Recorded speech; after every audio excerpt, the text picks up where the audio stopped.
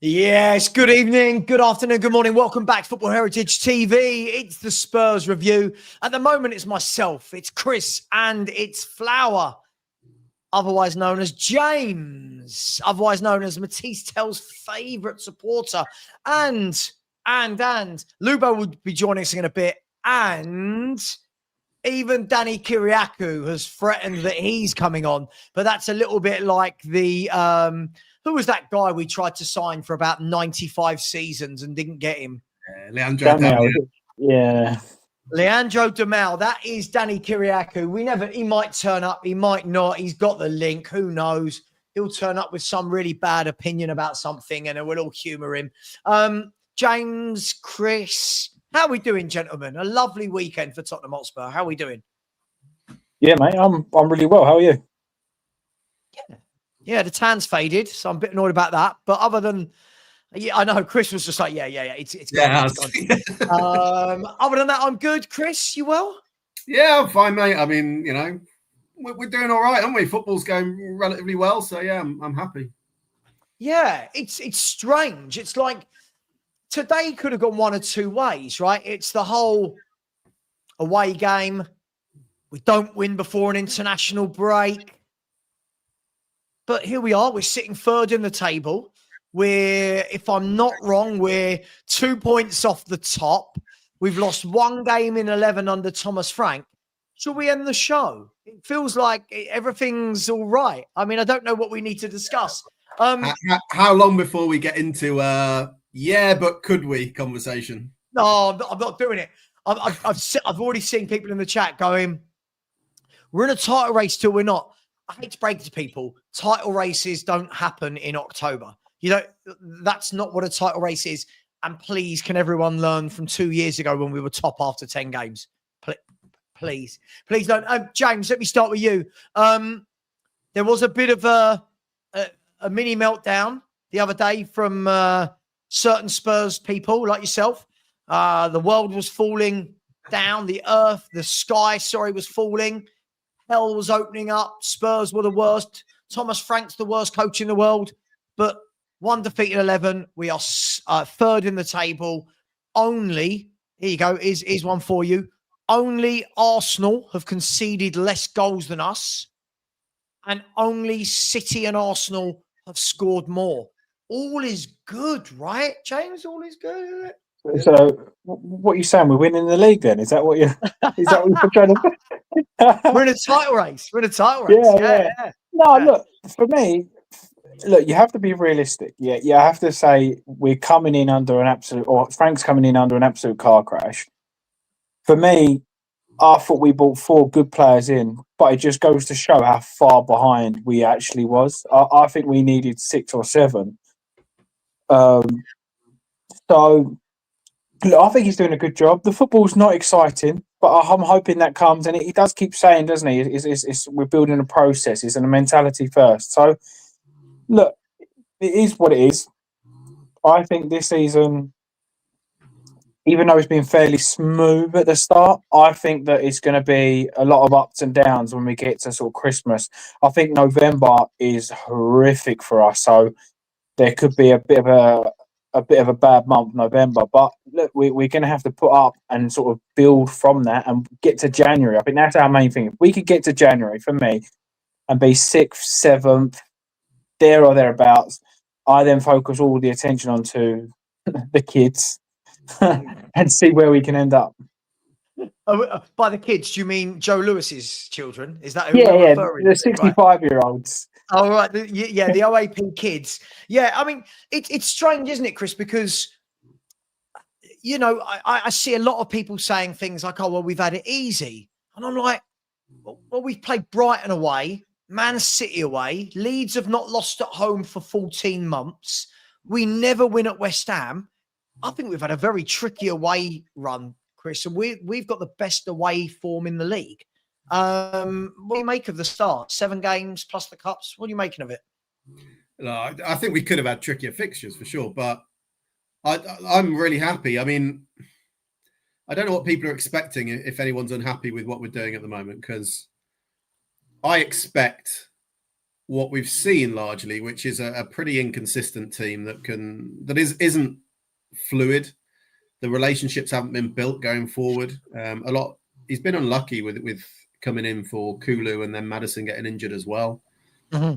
So I'm totally chill with that. That's what I expect, and that is what I expect going forward, because I don't think there's any massive solution between now and January.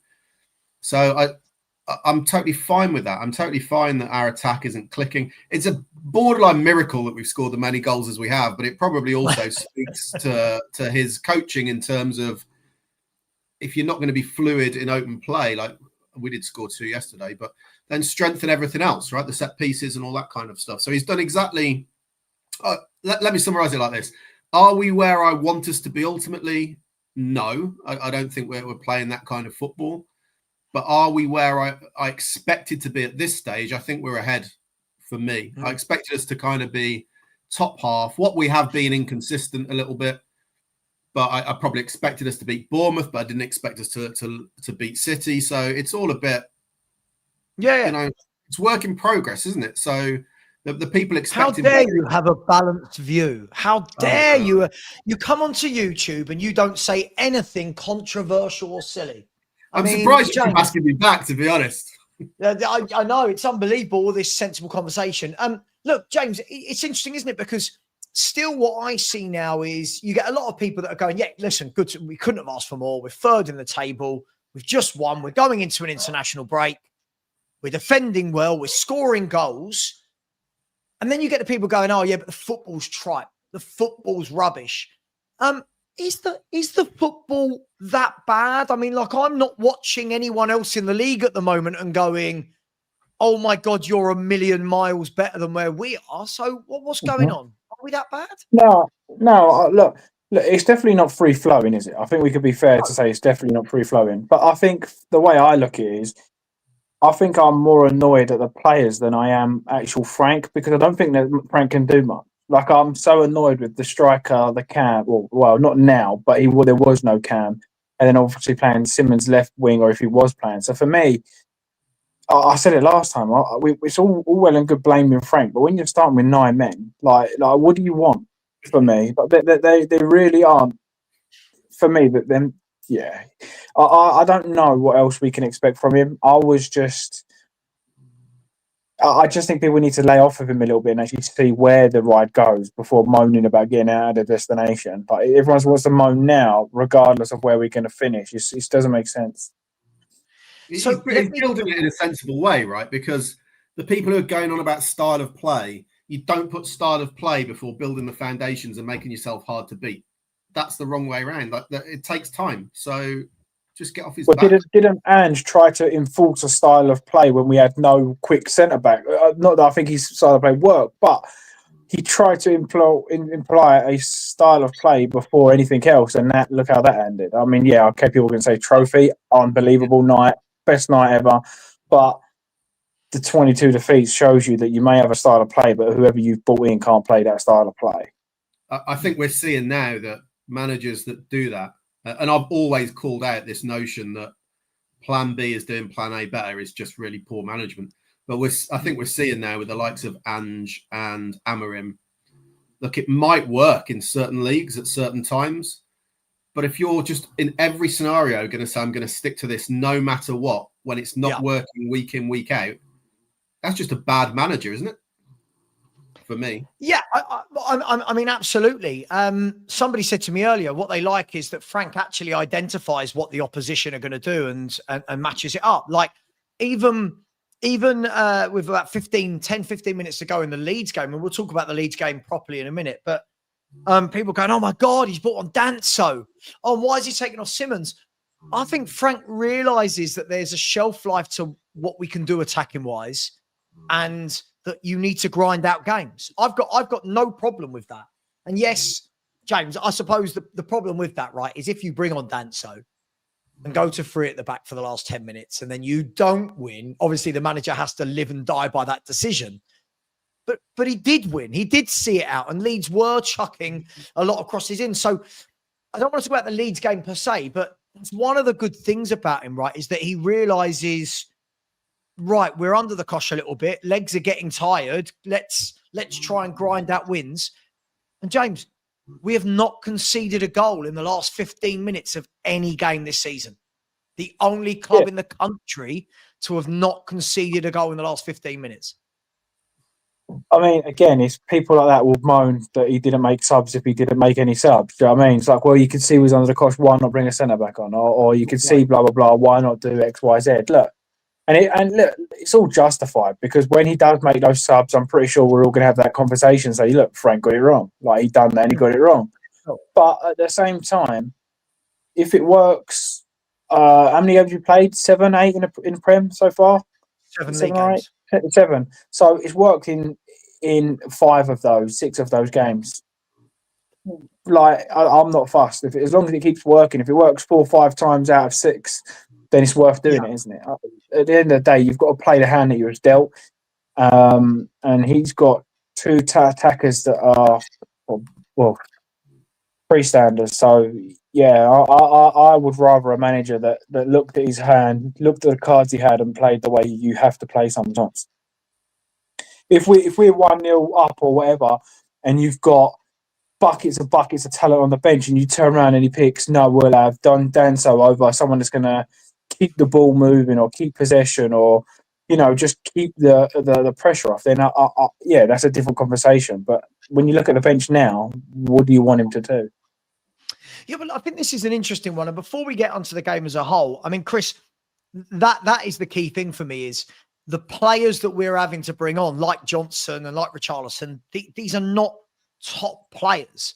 So with that in mind, and we'll get to the game in a minute, with that in mind, he's doing a wonderful job with what is at his disposal, isn't he? Like, we're bringing on Richarlison. I don't want to bring on Richarlison for James's son's team. And they're, what age are they, James? 13s, under 13s. Yeah, I don't want him up. He wouldn't get into them, to be honest. Has he got a worse first touch than the 13-year-old up front? Absolutely, yeah.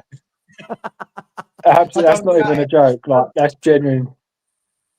Yeah, he's doing a wonderful job, Chris. Right, like with the tools at his disposal.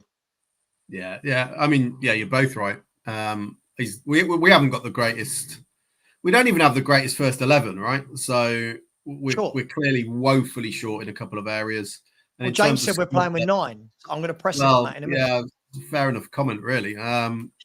You look at Arsenal's bench at the weekend, and it's frightening to compare their standards to ours. But if that's all you've got, you can't blame Frank for that, right? He's been here. He's had one window. We've made some progress in that window. Clearly, we've got a long way to go. But yeah, he's got to make the best of whatever the situation is. But I also make James right that fans are reactive. So when it doesn't work, and we're poor at home to Wolves, and I expect this to happen again on a semi-regular basis. Whatever he has done, the narrative will always be, why did he not do the opposite? So when he's rotating people in that left wing position and suddenly Kudus is left wing, it's like, well, why has he played him there? But then equally, if you just go with Odebear week in, week out and he's rubbish, it will be, well, why are you watching someone fail? So I don't think in that sense he can win. I'd have a lot of sympathy if I felt there was a solution there that he's not utilising. Like, I'll make a ridiculous comparison, but if he was doing all of this and Gareth Bale was sat on the bench, you'd be like, well, hold on a minute, go and play Gareth Bale. That would be fair criticism. Right now, trying to make a pig's ear out of a silk purse out of a pig's ear, he can't do it. I don't see a solution, so I've got a lot of time. You've been watching the Ed Gein programme by any chance, talking about... So no, okay. If that reference has gone over your head, then you haven't. Oh, okay, carry on. Yeah, that's. I don't blame him. Whatever he does at the moment, he's just desperately scrambling to try and make something work in the left wing or up front when he doesn't have the ingredients. It's like anyone who's unhappy with that, you're basically asking him to produce a Michelin star meal with McDonald's ingredients. You can't do it. It's just not possible. Yeah. No, I agree. Look, let's go to the game, James. And beggars belief, of course. He picked the 11 that people wanted to see, right? And then, why is he not playing him? Everyone wanted Simmons in the 10. They got Simmons in the 10. Everyone wanted Odebear on the left. They got Odebear on the left. For me, doesn't matter who plays up front. They're all rubbish, right? For you, did he get the team right? Yeah. Yeah, absolutely. The only one I would, like I said before, I'd not question, but I would like to have seen Archie Gray instead of Bentancur. But I was also thinking Bentancur might step up his game because he got a new contract and he didn't. But yeah, for me, that's the team that I think he should have started with. Chris, you agree? Should he have started with that 11? Would you have put Gray in instead of Bentancur? No, definitely not. Definitely Me not. too. If he'd have Me played too. Bergvall instead of Bentancur, I might have had a little bit more sympathy for that. But definitely not Gray. For me, my personal choice on left wing, especially if we're away from home, would be Johnson. But literally, I don't really care that much, Savva, because they're all rubbish. So I'm not gonna go, oh my god, how can he pick Odebear? I see nothing in the guy though. I saw nothing in him Saturday. People's going, I did really well. I don't know. I'm watching a different game of football. I don't see what Odebear does, but none of them do anything left wing. Yeah, we'll get there. I mean, look, what I will say is I did feel that other than the Joe Roden header, which I think old Flappy Vicario was nowhere near again, and Adogi switched off. I know we're not allowed to say things about people that had a good game, but Adogi does switch off at set pieces. He loses his man and blah, blah, blah. Other than that, right up until their goal, I didn't think they had anything. If I'm brutally honest, I wasn't watching that and going, we're the away team. Leeds are really good.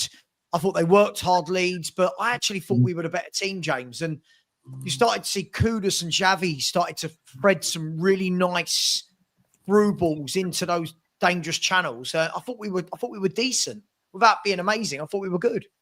Yeah, I think that's been the. I think that's been the story of the season for me. I just think we've been good. I think we've done the job. I think that's we were the better team. I thought, but whether it was by a lot or not, I thought Leeds. To be fair to Leeds, I thought Leeds did really well as well. I'm not going to kind of knock those. I did think they did really well, and I don't think then they'll go down. I think they'll do enough to sort of stay up. So fair play to them for that. But yeah, again, the only thing look. You know I like Vicario, and I know you kind of want to go into people individually, but I am starting to worry about him. I am starting to look. He's looking shaky at everything. The one thing I used to stick by him with is his shot stopping. I'd guarantee that he'd be good at that. Whereas this season, he's lost that, to be honest. So we've got Vicario coming up. Don't worry, James. We've got a few good and a few bad players coming up. Don't worry. We'll get there. Cool. We'll get there. We'll get there. But it was nice to see. Like without having an amazing game, I think we started to see moments from Xavi Simons. I think obviously a long way to go, and I've gone on record. I don't know what that means. I'm not a manager. I've gone on record to say I think he's going to need the first half of this season to get up to the pace of things, the strength and that. But starting to see he's a footballer compared to the others that pretend to be tens. He's got that vision, and lads, he's got that scooped pass over the top for Porro, the through ball that he put in for Odebear. He's got something about him, hasn't he, in that 10? Yeah, he's a good player. Good player. But yeah, you're right. We need to just have a bit of patience. Not every player hits the ground running, and there have been so many examples of some of the best players in Premier League history who took a little bit of time. So I'd love for him just to curl one in the top corner or something, just to kind of put something down on the table and go, there you go. But I'm super patient with him because the signs, this is the thing, right? When people talk about, we can get into Tell and Odebear, I just don't see it even in little flashes particularly, although Tell obviously had a bit of a better game. But Simons, you can see it straight away that the basics are there, and hopefully you can build on it, bit of confidence. But as much as confidence and settling into the team and a new country, he needs outlets around him that are on a similar level to him. And right now he has one of those who can easily be marked out the game because you don't have to worry about anyone else. So once we get better players in and around him, I think you'll see him as well go to another level. Yeah. Yeah, look, let's look at it then.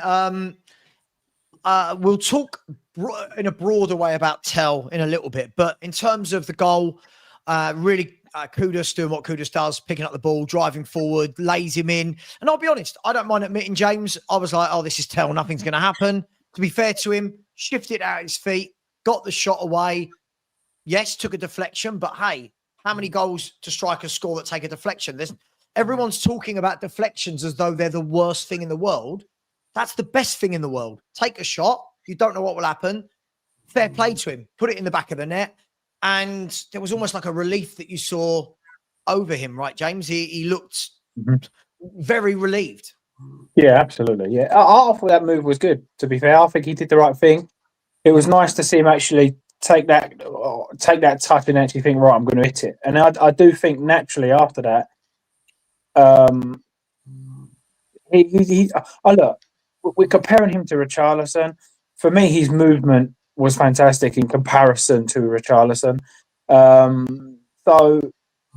Yeah, let's hope he kicks on. It's unlucky that he hit the bar. I mean, I think he should be burying that, but he then went on to hit the bar. If he gets that, you're kind of like, oh, okay, let's build something here. Let's go away, get a couple of goals, come back, and let's see. But look, the famous saying is you can't polish a turd. So let's have a look. Let's see.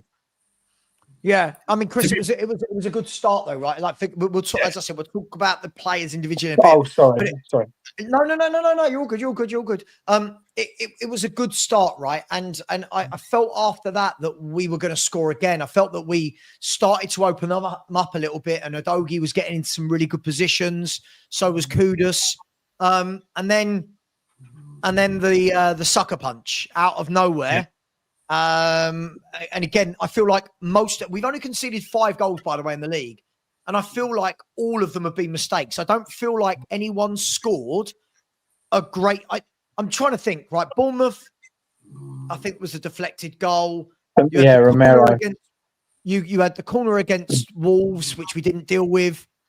Then Brighton was the mistake by Odegaard, then the mistake by Bergvall, and then mistake yesterday by Vicario. But Brighton, you could even say both was Vicario as well. He should have saved the second and the third.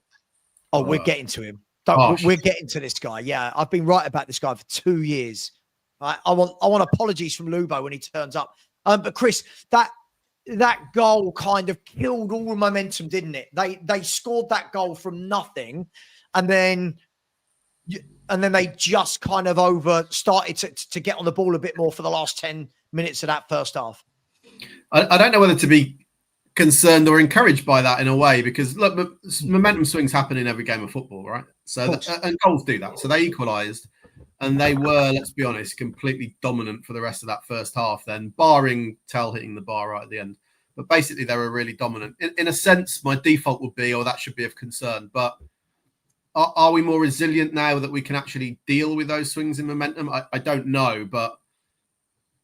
They were on top, but I didn't and they had some decent chances. I never massively felt like we were imminently about to concede. So yeah. I mean, definitely the game that first half was a game of I can't remember what time their equaliser was, but about 35 minutes, something like that. Yeah, let's have a look. I think it was about then, because I just remember the momentum swing completely changed. They scored 34 minutes. 34 minutes. So.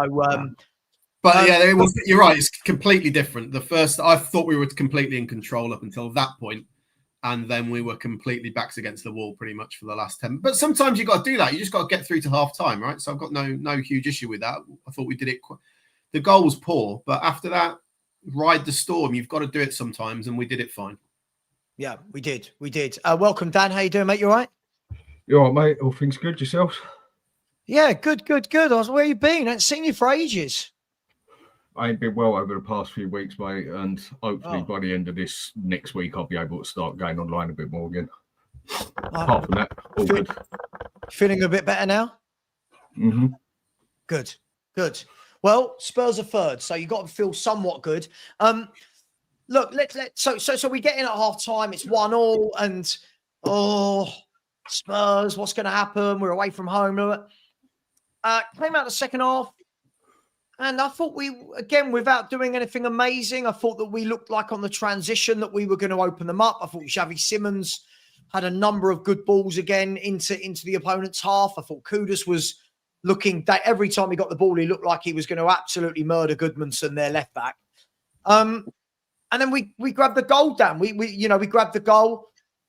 Kudus worked hard, won the ball off the defender, cuts inside, buries it in the bottom corner, a little deflection, that's fine. And I thought we were well deserved of that lead at that point, Dan. Oh, yeah. I mean, first half was, I'd say we were the better team up until about the last 10 minutes and then sort of came off it a bit. It was actually an all right game to watch, whereas past couple of games have been actually quite painful to watch. That was actually a pretty good game of football to watch as such. Yeah. I think we deserved to win it in the end. I think Romero actually had a very good game, and Kudus, great game. I think a couple of other players left a bit to be desired, as they do. But overall, I think we deserved the win. I just think our football needs to improve significantly for when we come up against the better teams. But I know things are going to take a bit of time. Yeah, I completely agree. I mean, look, guys, the second goal for me, James, I thought was, first of all, very well deserved by Kudus, who we'll talk about in more detail, but he was brilliant on the day. Stands out like a sore thumb for me in this football team. But again, good. It was the West Ham fans were telling us it's his attitude. He's not going to work hard and his head goes down. Complete opposite, right? At the moment, what we're seeing from Kudus, complete opposite we're seeing. Yeah, completely. I mean, look, I think we said before he signed, all the people was looking at his stats last year and saying 1 goal involvement and blah, blah, blah.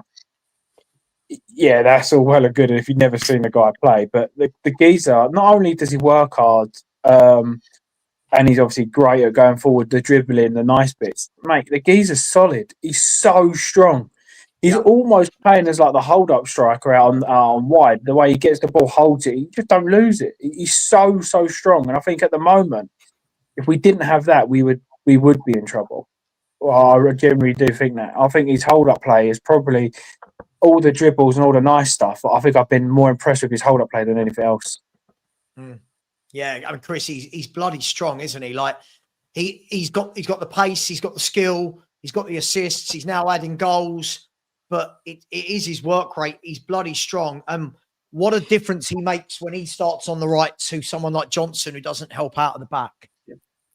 I have nothing bad to say. I've got nothing to disagree with anybody, just with a small caveat that the West Ham fans saw all of this in the first season and then say he got demotivated, right? And he wasn't putting it in. So I don't think we can conclude after 7 games that that's incorrect, because the same thing may happen at Tottenham. We'll just have to see. But you can only judge him on what he's done so far. And he's been our best player this season by a mile, isn't he? I would say. I don't think there's even anyone in the conversation. Palhinha may be in the conversation, but yeah, he's head and shoulders. And he's not only that, but he's something that we've lacked, I think, for quite some time. Is it fair to say? Is it fair to say that for me, if we're going to be tried to be as harsh on him as possible, is it fair to say the only thing he has lacked is a bit of end product? Today, obviously, his first goal. I think if you're going to be proper kind of scrutinising, the only thing he's got 6 GA in 7 games.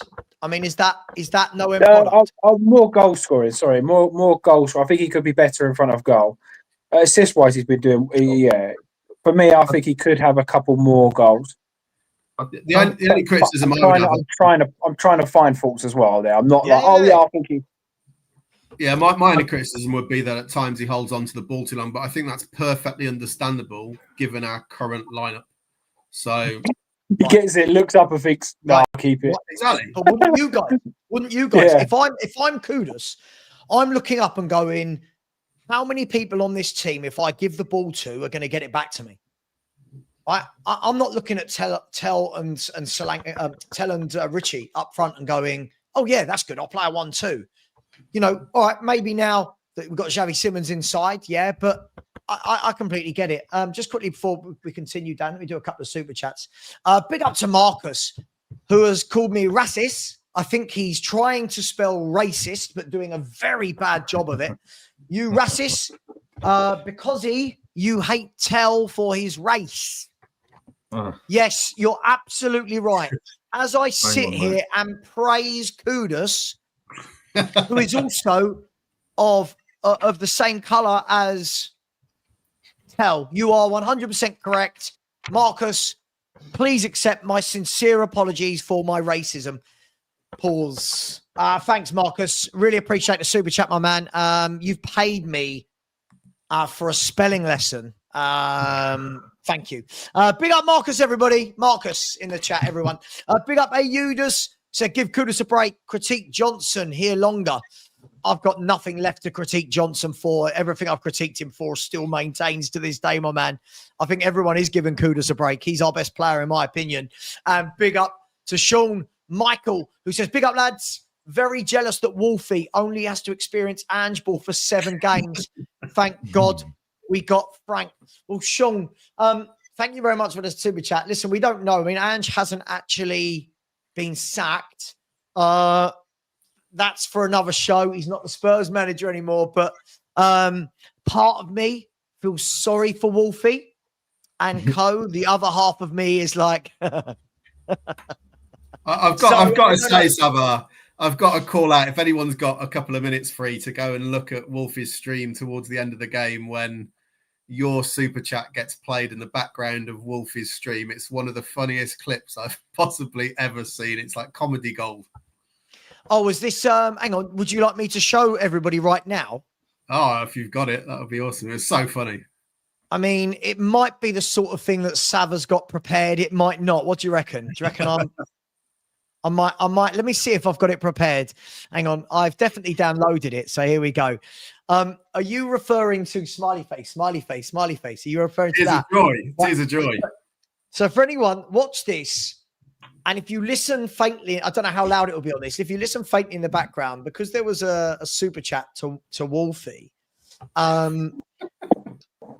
there's a female autopiloted voice that says what the emojis are. We'll watch it, see what you think. Are you ready? Sorry, Wolfie. I love you lots. Ball's whipped in. Chris Wood, surely! Get him off, man! How's he missed that? How's he missed that? How the hell is he missed? Is he offside again? Thanks for not selling us MGW. Tears of joy, tears of joy, tears of joy, tears of joy, tears of joy, tears of joy, tears of joy, tears of joy, tears of joy, tears of joy, tears of joy. He was offside. I can't. I think he was actually trying to square it back. Joy, tears of joy, tears of joy, tears of joy. Savva, thank you for the £5. I must have put in about 50 tears of joy emojis, and that. Oh, brilliant. The timing couldn't have been any better. And the way he has to stop it at the end to shut it up is thanks, Savva. I would demand my money back for cutting that short. Oh, mate. To be fair to him, right, his channel is booming since they got Ange in the building. The other night, he had 3K watching his live watch along. 3K. Big up. I love Wolfie. He's such a good guy as well. Yeah. Sam Rocco, stop being racists. Yes. Tears of joy, tears of joy, tears of joy. Oh. That was so funny. Wow. By the way, was that last person that you just pulled up? Was that the icon that a face merge of that meme girl with Brennan Johnson? Because if so, it's not that one. The one before, the one that just I was popping on. Oh, Sam Rocco. Yeah, Sam Rocco. Can you bring it up again? If it's true, is that Brennan Johnson? I think it might be. Yeah. Is that Brennan Johnson with that little girl who's the meme? Girl face merged. Yeah, I put a tweet out about that about a year ago, saying once you see it, you can't unsee it. The two of them look absolute kindred spirits. Wow. Wow. Oh God, here's Dale. He's Dale obsessed with belittling our most successful manager. I haven't said anything. I literally just I'm pretty sure we're all just saying we're happy that he's still in a job, no? Yeah, I think he's doing well to keep a job. Fair play to him. Yeah. Guys, back to the game. So we kind of went on a tangent there. So listen, I think it was one of those, as it got to the last 15 minutes and some of the better players started coming off, like Kudus, like Simmons. For me, these are the moments when you really do notice the levels that we drop, i.e. you've bought on Richie, you've bought on Johnson, and then you're seeing the ball not stick up front for love nor money. I'll be honest, was anyone else I was a bit nervous. That we might not grind it out, but we did. Was anyone else a little bit nervous? Does that make anyone else think, oh my God, look how poor our bench is, or no? No, I thought we had the game pretty much rescued. Basically, I didn't think they'd score again. It's obviously the difference in the player. You see it, the quality of the player. I mean, Kudos been very good for us. If I'm to pick on him at any point, I think he could deliver a bit quicker at times. I think he hangs onto the ball a little bit quick, but majority of the time gets it right. And he's finishing. He's not going to score goals regular. That's not the sort of player he is, I don't think. I don't think he's going to be one there to score 12, 15 goals in the season from the side. He seems more like a target man on the side at the moment. And he does seem to deliver the crosses, so he's doing the job right there. As soon as you go and put Johnson on there today, you just realise how much you're not getting without Kudos in the team. I mean, what does Johnson actually deliver in a game apart from when he gets his goal? Apart from that, you get nothing out of the fella. And Sard didn't look too great when he came on, and Richarlison just even made Tell look good. Danzo, I don't really think he had enough time to even judge him, basically. Yeah. I mean, am I the only one? I'll be honest, and this wasn't anything to do with the manager, but I just felt like maybe it's Spurs PTSD from down the years that Leeds started getting more and more crosses in, and you're like, oh my God, is this going to happen? And then 6 minutes goes up, and we play about 8. Am I the only one that was just a little bit worried, or no one? It would just be Spursy, wouldn't it? I've got increasing faith in him, man. I mean, of course you're a little concerned. You only got a 1-goal lead, but at the end of the day, you live and die by your decisions, and he's proving that he can organise the defence at the moment and see out games. So I wasn't massively worried. I wasn't worried in the sense of how I have been worried in the last 15 minutes being a Tottenham fan for most of my life, thinking it's inevitable that we're going to concede. Fair play to him. I think with that defence at the moment, it looks significantly more stable. It keeps a straighter line. There's only 2 things that actually worry me in defence, and that's not so much when we're held right at the back. Can I guess one of them? I think is our. I knew you were going there, Porro. Yeah. We'll talk about Porro in a minute because he worried me yesterday. But the goalkeeper, I must admit, is starting to be a bit shady at times. Yeah, we'll get to Big Vic. I mean, we're going to get to the players individually in a minute. We'll go through some good, some bad, and some controversial. Just because I know why Sean's here. I know why Sean's here. He's waiting for my Odeberg segment. I know it. I know he's waiting for my Odeberg segment, aren't you, Sean? I've already heard you do a little bit of a. I won't say it's a 180, but given the staunch WhatsApp chats that we were having last night, where you were telling me exactly how you really felt compared to how you described him on your morning show this morning, there was a slight 90-degree pivot away from the staunch position that you took. So, listen, I'm all for open-mindedness. However you want to get around it, Savva, it's fine. If you want to just slightly dance your opinion, dial it back, soften down the edges a little bit to be not quite as harsh on him because he put in a top performance. If you want to do it that way, it's fine. It's absolutely fine if you want to dial it back a little bit and pretend like no one noticed. Because I noticed. It's fine though, Savva. It's sure, we'll get there. Listen. I'm here to expose your awful opinion. Don't worry, we'll get there in a minute, my man. Sean, before we get to your awful opinion on Odeberg, you were basically saying the same thing as me this morning, though. No. Hang on. We'll get there. We'll get there.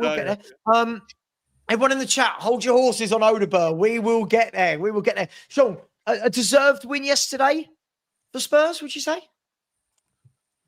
I think Leeds fans or Leeds United will think that they were worthy of a draw. I think it could have gone either way. I think that we both had chances we didn't take. Good chance for Okafor in the early stages of the game. We had a good chance that fell to Kudos that he blasted over. That, funnily enough, started with Odeberg. It won't go down on any stat sheet other than just a pass that was complete. But actually, it was the catalyst for what was a phenomenal move that linked up with the chemistry of which I've been talking about with my man Destiny Udogie and Xavi Simons. But listen, there was chances at both ends throughout the game. Obviously, Tottenham took the lead and then we gave it up. Vicario, I've been really harsh on him, but I actually think he put in 2 or 3, maybe 3 really good saves in the game. I also think he was responsible for giving away the chance that he then pulled a worldly save out of at the other end. So I think that both teams would look at that and go, on a different day, it could have been a different result. But you know what? The weather was shocking, so I wouldn't expect anything else than a scrappy game. And we broke the curse of the Saturday morning games and the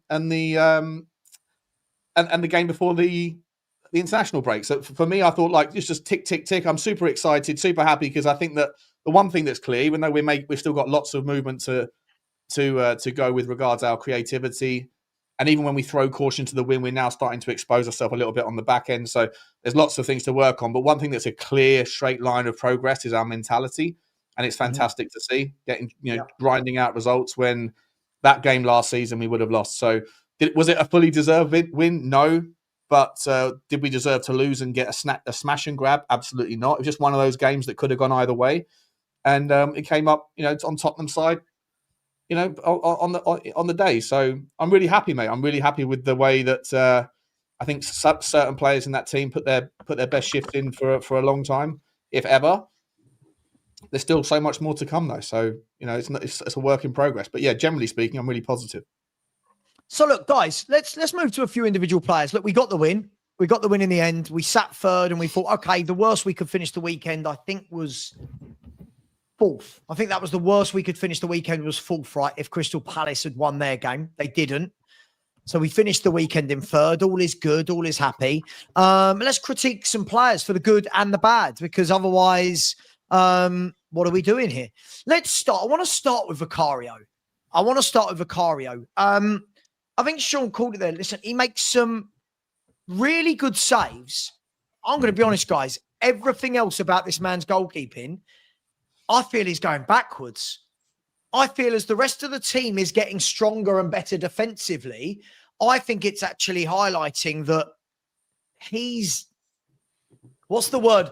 I always use the word, I think he's decent. He's decent, no more, no less. Anybody else want to go? What?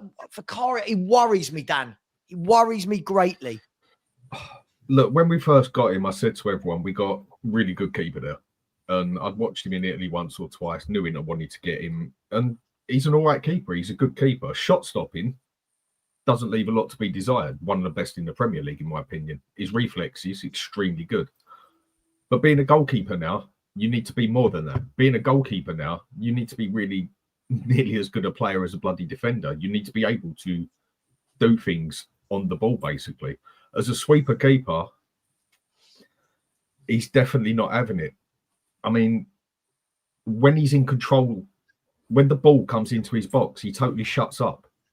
No control off of him. He's just quiet. But when the ball's up the other end of the pitch, he's as loud as anything and you hear him like the rest. He's got no contact with the defenders. They can be standing there with two others waiting to head the ball and they'll just literally jump on top of them. I think he's got a bit better at coming out and catching the ball when a corner comes in. But in a lot of ways, his delivery is absolutely shocking. It goes off the pitch just as much as it stays on the pitch. His short ball, all right, he's got that right a few times. But overall, I don't think he seems that confident either. I think the defence has got more confident. It's not a bad player that if we lose him and get rid of a better one next season, I don't think it's a bad idea. But I don't think he's a priority to get rid of either. But I must admit, he's starting to scare me now at times, even down to the way that he gets the ball on him, the way he rebounds it off. He doesn't push it off to the sides. He pushes it straight in front of him most of the time. I think there's a lot left to be desired with him, but shot stopping and reflexes, I think he's one of the best. So is that not part of your shot stopping though, Dan? That's my issue, is that he does put it back into play a lot. For me, I've never been a fan right from day one. And I'm still not a fan, but I'm gonna adopt a slightly odd position, which I think he is actually slightly improved, like Dan said, on crosses, but I don't think he's any worse this season than he has been at any point. I think now it's just covered up less by the fact that his goal isn't peppered by shots every 2 minutes. So the body of evidence of how great a shot stopper he is more concentrated, and that maybe focuses on all of his other weaknesses a bit more, which is why people are jumping on the bandwagon. But I just see the same keeper I've seen for 2 years. I will totally agree with Dan, though. Right now, he's just not top of my priority. Is he good enough to get us in a battle for 5th, 6th? probably. In front, behind rather, a decent defence, probably. If we get to that point and we want to push on, he's absolutely not good enough for us to be consistently in the top 4. No chance. You know what really annoys me about him more than anything else? I'll tolerate the fact that he's an instinct goalkeeper. The less time he has to think about things, the better he is, the more time he shits himself. I don't like it, but that's like, it is what it is. The thing that drives me up the wall with him is that he's more concerned when something happens. He's more concerned with getting up and reacting to it on any number of levels. Bodo, when he took that pot shot in the early stages of the game, I think it was a free kick or a shot from distance, and he bangs it over the bar and it's whipped around a little bit. He jumps up in the air and he points to his eye, as if to let everybody know that he was blinded by the light or something. Right? When he makes a save and he thinks it's the goal, it's the defender's fault or whatever else, he gets up and screams and berates them. When he smashes the ball out with his foot and he hasn't connected well, he's always putting his hands up and like telling everybody, like, okay, he's always reacting to what's happening. But like, I feel like he's determined to educate everybody in the moment as to who's responsible or why what just happened. And I'm just like, stop, like focus on the game. Stop worrying about how you're being interpreted or perceived, because that's going to happen anyway. But that to me is someone that's got a personality trait that's quite insecure. The fact that you need to explain yourself even without the ability to talk. You need to let everybody know. He's too consumed with the fact that there's cameras on him or there's 60,000 people watching. And that to me, like I say, it's a concern that's what his first thought is. Like yesterday, he got after the goal went in, his first thought was to bang that balloon that looked like a football. And like, what are you trying to make out like the reason why the ball? By the way, it was a good first save, and he had no chance of getting the recovery. So I don't blame him for the goal, but just his reaction after an incident is always to somehow like perform in some way, and I find it incredibly unnecessary and a bit of an insight into his character. James, let me get your opinion before we get to Lubo, because So I know Lubo absolutely loves him. So I've stuck up for him for a long time. To be fair, I like Vaccaro. Last season, he made 6 mistakes that led directly to a goal. I think in my opinion, he's already made 4. So that's the level of mistakes that happen in this season compared to last is crazy for me. The most frustrating thing, and the reason I was so confident and happy with, is for me, he does all the hard stuff really well. You know, when you go, right, that's a goal, you'd save it, and you go, hold on a minute, how have you done that? And then the next time you're like, come and catch it, and he'll parry it, and you're like, how have you just showed like world-class save, and now you're fumbling the ball? So look, I think criticism where criticism is due, because I mean, look at yesterday. He fumbled the ball so many times, and then he made that save with his foot, which is so underrated.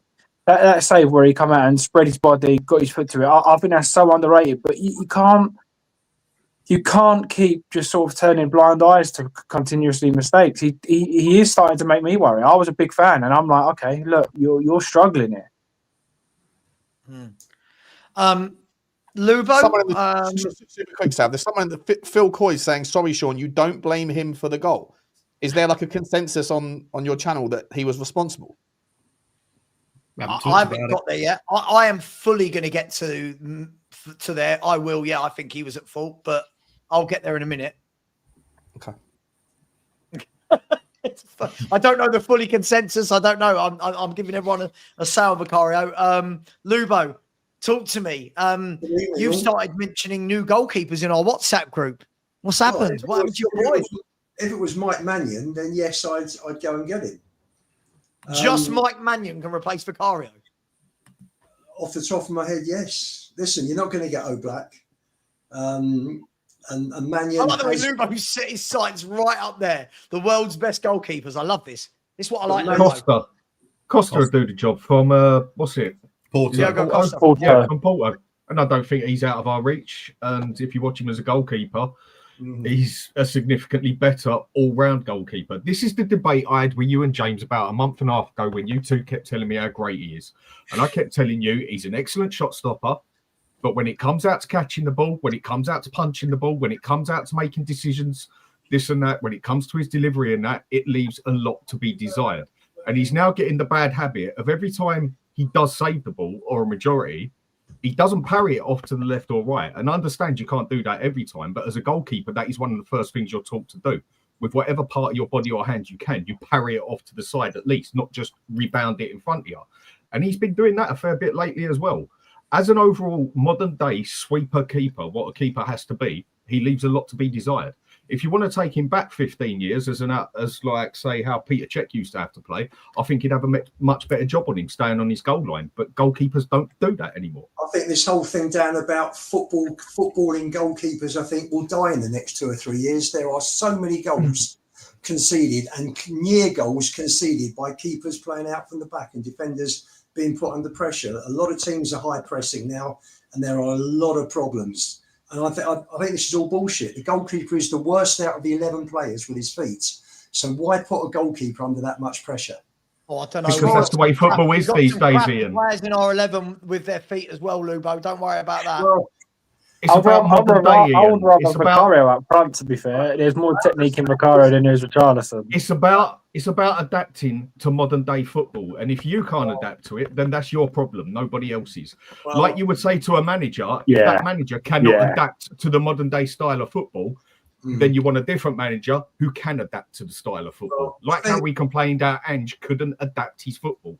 I agree with what you're saying. I think it's too much on the goalkeeper. I agree with the goalkeeper coming off his line to an extent, but not being able to do as much as a defender, almost a midfielder at times. But it's just the way it is at the moment. I think it's unfair to put keepers under that much pressure. For me, a goalkeeper's there to stop a goal. He's the only player in the team that can use his hands. Lubo, I do agree with you, mate. And look, I'm a fellow Vicario fan, if you like. But he's not been put under pressure when he's parrying those balls, though, is he? That's not being put under pressure. Well, let me finish. Yesterday was a real mix. It was a real mix of Vicario, the best and the worst of Vicario. First half, I thought it was dreadful. Absolutely dreadful. I thought his kicking was poor. He put Bentancur under pressure. Instead of he played it right to Bentancur instead of left to Porro in the end. Sorry, not Porro, Van der Ven. And in the end, we got away with it because Calvert-Lewin blazed over. He was all at sea for the free kick where Rodon hit the post with a header. And I thought with the goal, I thought he got down to it, but he made a mess up with the second one because he knocked it straight into the grounds. Udogie was sleeping and the guy just tapped into an empty net. Now, that's for me, he's made 3 errors that have cost goals. I think he got his feet wrong for the Brighton goal. He parried it straight onto Polinia for the Wolves goal and yesterday.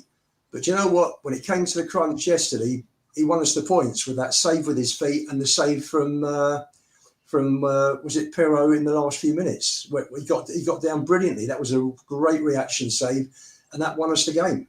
So players. Can I ask Lubo, right? So here's my issue with him. I've had the same line for this guy, right, for 2 years. Anyone who knows me, this is the exact word for word. He is a decent keeper, no more, no less. I don't see anything about him which I think stands out. When people go, he's a magnificent shot stopper, I agree with Chris on this one. I'm not sure how you can call somebody a magnificent shot stopper when most of their shots are parried out into the 6-yard box. That for me is not a magnificent shot stopper. However, for the purposes of this conversation, I'll say he's a good shot stopper, right? My worry is everything else that a goalkeeper has to do. And I'm not even talking about playing with his feet. I don't care about that. My problem is he does not come out and command that 6-yard box in any way, shape or form.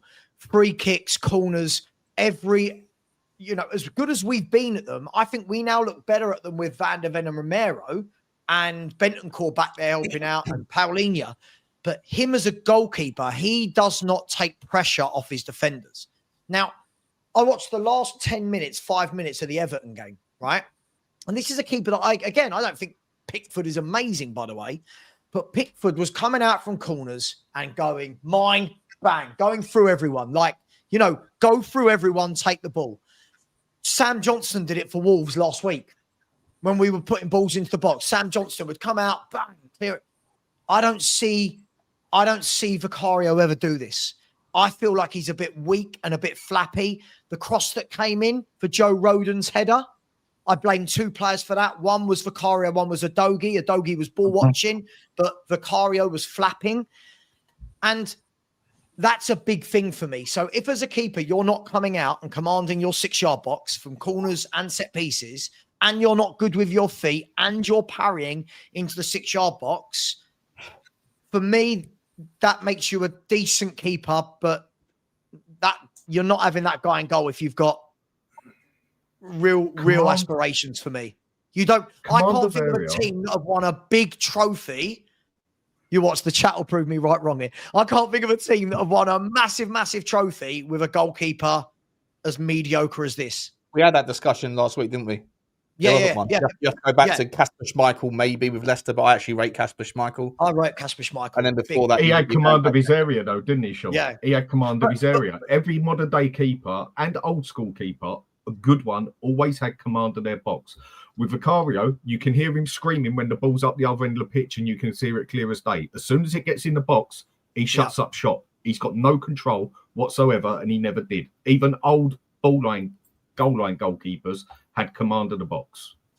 Yeah, I agree. I agree with all of the analysis. The only thing I would, regarding the goal that we conceded, that goal took a deflection off. You've been holding on to this since that comment, didn't you? No, I criticise Vicario as much as the next guy. I don't rate him. I don't want him. I'd have like a lot of goalkeepers before him in the Premier League or in Europe. But he did make 3 good saves in the game, and in the one in the goal that was conceded, for me. And this is probably where I'm going to give Odebear a little bit of criticism. I think it was Odebear that was closest to the rebound for Okafor, and he was asleep. But the ball deflects off of Van der Ven's foot, and it's 0.1 second from hitting that deflection, which completely doesn't. It's not like a massive deflection, but it's enough to change the angle of the attack, angle of the shot. And then Vicario does well to readjust and parries it out as like he in an ideal world, he would have tipped it round the post and gone out for a corner kick and reset. But given there was a deflection, I think he makes a decent save. He tries to parry it out to the right hand side, but Okafor's there, and Okafor was first to react. And I think it was Odebear that was asleep on the back post, not being awake to that one either.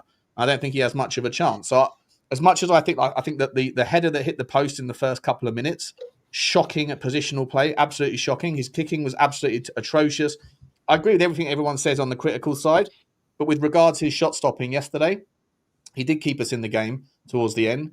And the goal itself, I think that when you have massive or like significant deflections and then 0.1 of a second to react, to readjust, I don't think that's necessarily something you can therefore blame the keeper for conceding. I think that the goal. It's more the visuals on this, Sean. The fact that he flapped against Wolves from that corner.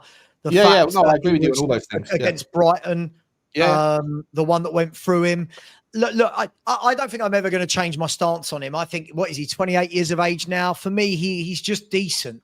I'm at the stage where if you said to me, and here's our last bit, I just want to quickly talk about for 5 minutes. If I said to you, does Kinski deserve a game? Like, I'm possibly. Out there, does he? I mean, penalties as well. Do you know, that's one weird thing about Vicario, yeah? Considering how good his reflexes are and shot stopping is, he is absolutely awful at penalties.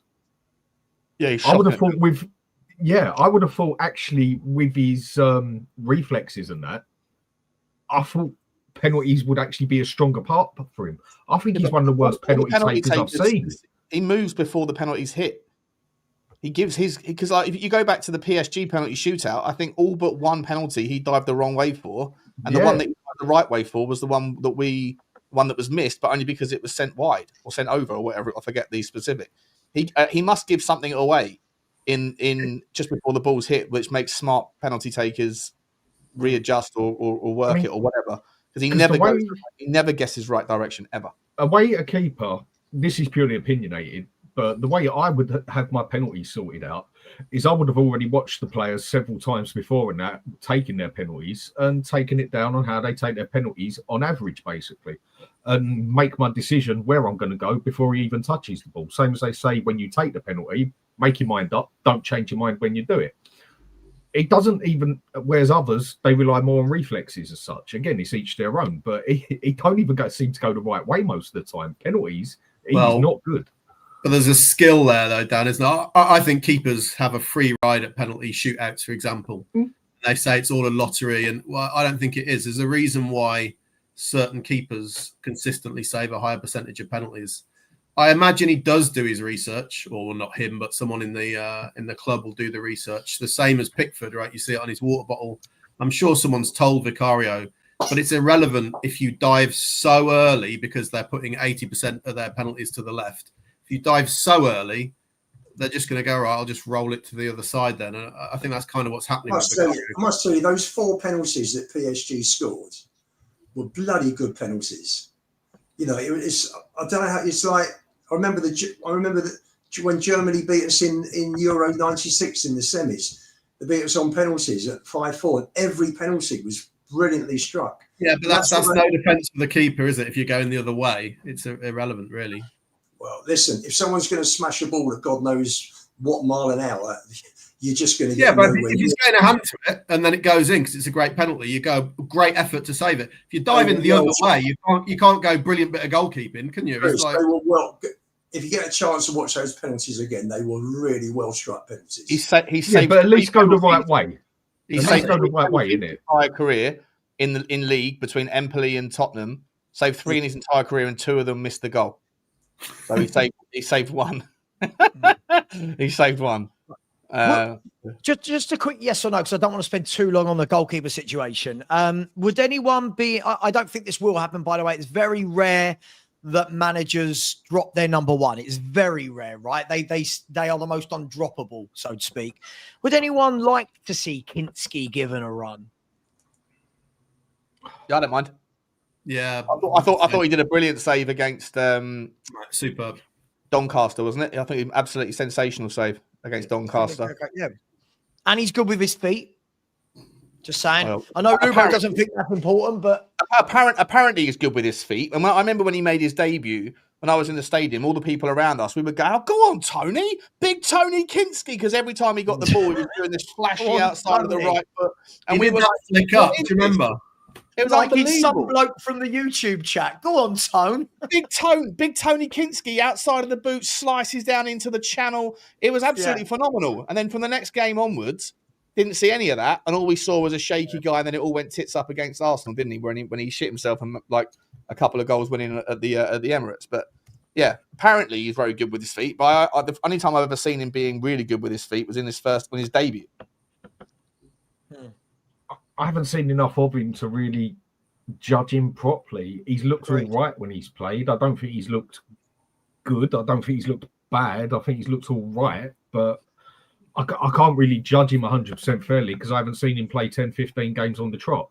I think what I have seen, I think his delivery looks better than Vicario, but I don't think that's exactly hard. That's how poor I think his delivery is. But shot stopping wise, on spur of the moment, shot stop reflexes, I don't think there's many better goalkeepers about in the Premiership. But again, we need a goalkeeper. There's more to it than just that now. When you add everything up, there's a lot more to being a goalkeeper now. Whether it's right or wrong, this or that, whatever it is, what it is, deal with it. And a goalkeeper has to be better than just a goalkeeper these days. Yeah. Interesting. It's an interesting one. I'd like to see it because when people go, "Oh, Kinski, you know, he came in, did really well against Liverpool, and then I believe he had a really poor game against them lot down the road, didn't he, in that game?"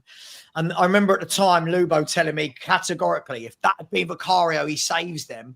And now we're seeing Vicario not save them. I'm just wondering, do we give him a go? But I guess we'll see. Maybe Newcastle away in the cup, we might see him.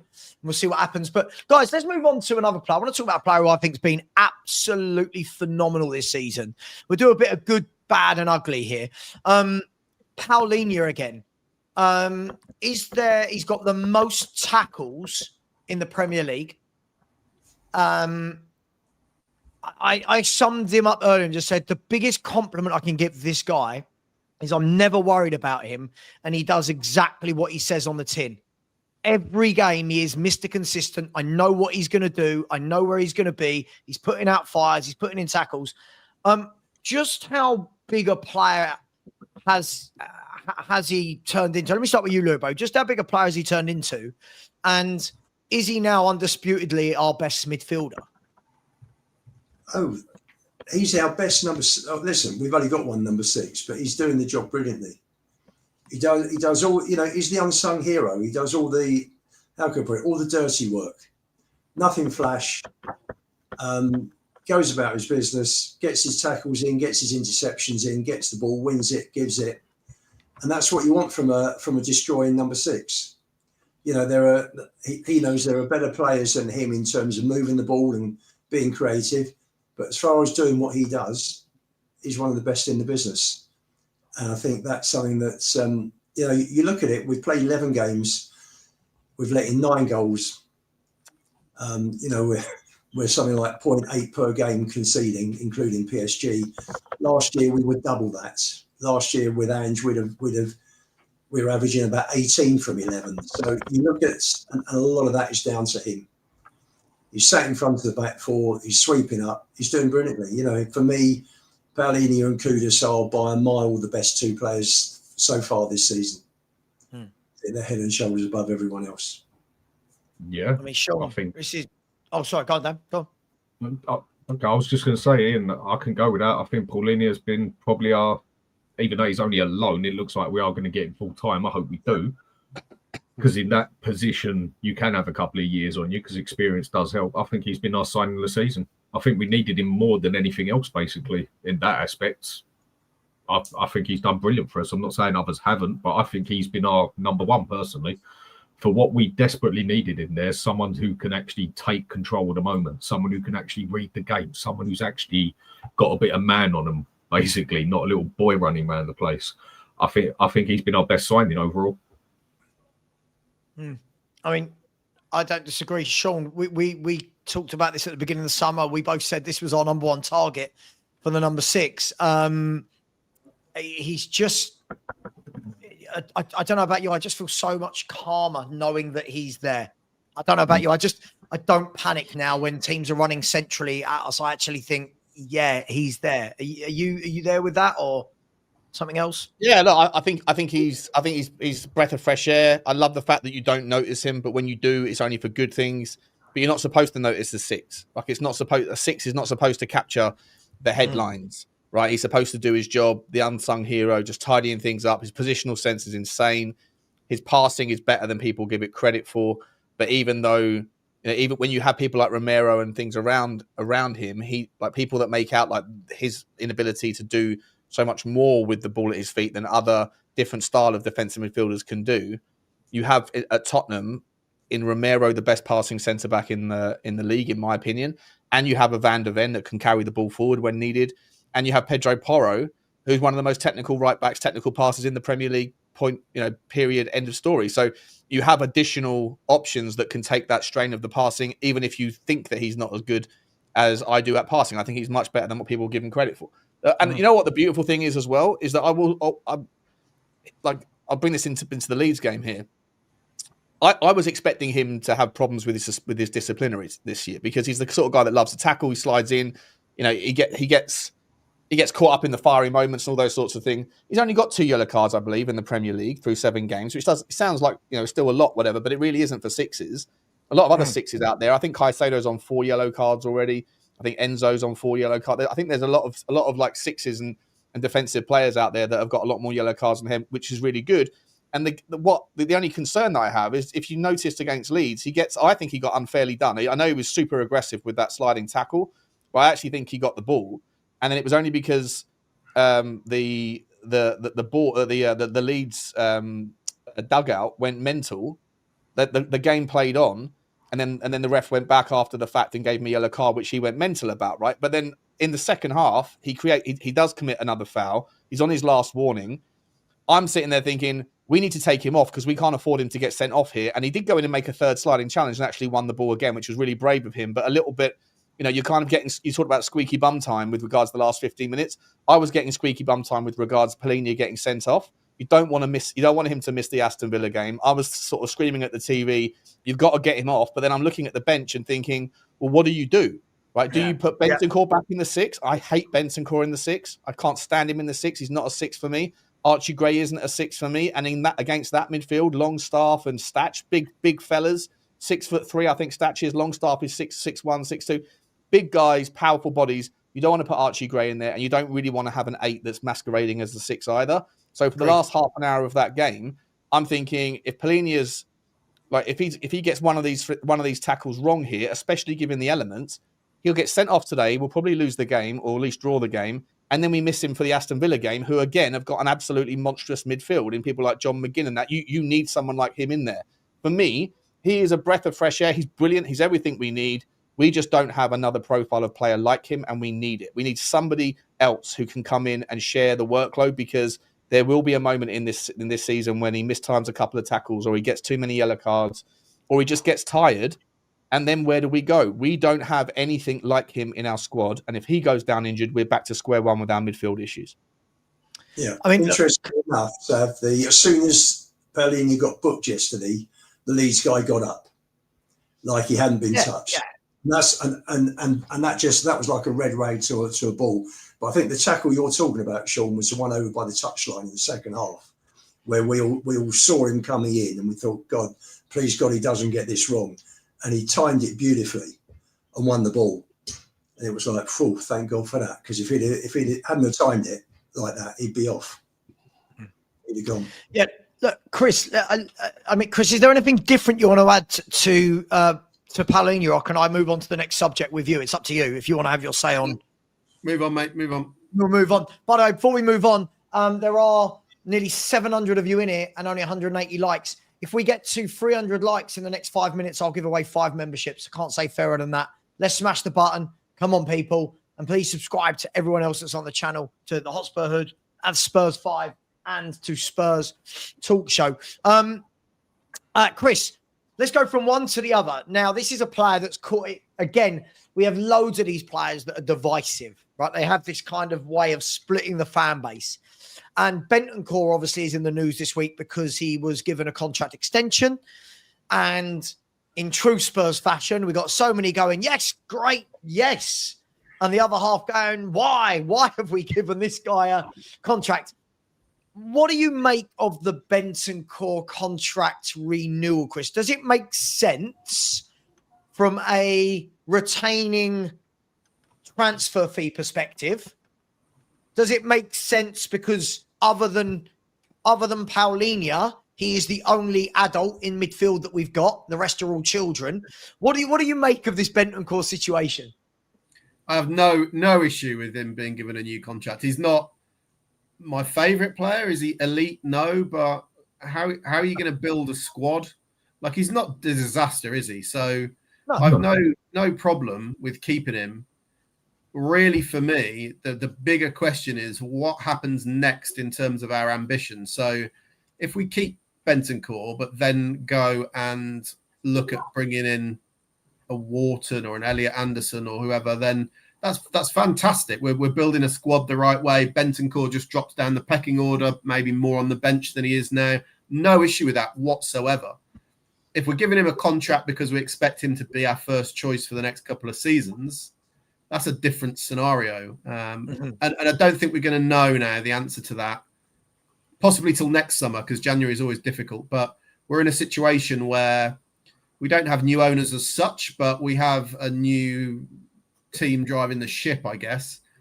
And they've been quite at pains to point out as much as they can. I'm not entirely convinced by it, but they've tried to distance themselves from Levy and gone, look, all of your ills as a fan and all of your complaints are on this guy over here. So let's see what happens next with them, which gives me great cause for hope and optimism that things could change. And this is one of those scenarios where we will see where our relative levels of ambition are. Is it just keeping players like Bentancur forevermore in the first team, or is it building squads and going bigger and better? So that's where I am. But fundamentally, no problem with, why would you just run him down and let him go on a free? He can still play a useful part in the squad at the very least. So I've no problem at all with it. I think you're right there in that aspect. I think he's a good player. I think he actually was one of the better players against Leeds overall. I think he had a good game overall, consistent. I mean, his overall position, you do wonder. I mean, he's not exactly a box-to-box attacking. The way he played at Juventus all the time, he played double defensive midfield, deep line playmaker against next to, who was it, the fella they got off Arsenal? I can't remember his bloody name. But he played there a lot of the time. But obviously, it's played a lot different out in Italy. And I don't think he's an out-and-out DM, but he can hold that role for a couple of games. I do wonder what his actual overall style is on the pitch at times. But as an overall player, I don't think we've done nothing wrong there at all. I think he's good enough for the first team at the moment. Yes, I'd like to see I'd like to say an upgrade next season as such. But at the moment, I personally think he gets on that pitch light years ahead of pretty much anybody else there. Okay, you can give Bergvall an argument depending what game you're going to play, and maybe Sarr an argument depending what game you're going to play. But no one else gets on the pitch there. I'd rather have him there than the rest, basically. I mean, if you're going to have someone who needs to be an out-and-out work engine, then obviously you have Paulinho there and you go for Sarr on the side or whatever, or maybe someone that you want pushing up the pitch a bit more. Maybe you go for Bentancur, and then maybe someone who's going to hold the ground a little bit more, but push forward that little bit, and he's got quite a good direct pass on him. Yeah, I think we've done the right job keeping hold of him, basically. But I think we can definitely improve next season as well, and then he will be a good squad player. Yeah, Sean, let me come to you on this. I mean, because I put a video out about this on Friday, and I kind of knew. You know what it's like, Sean. You know, as somebody who makes videos every day, you kind of know what responses you're going to get before you've even got them in, right? And you get those who get it that are like, yeah, well, listen, well, why let him go on a free? Like why would you let him go on a free? Because then what we turn around and do is go, oh, well, another player we've bought, not made any money back on.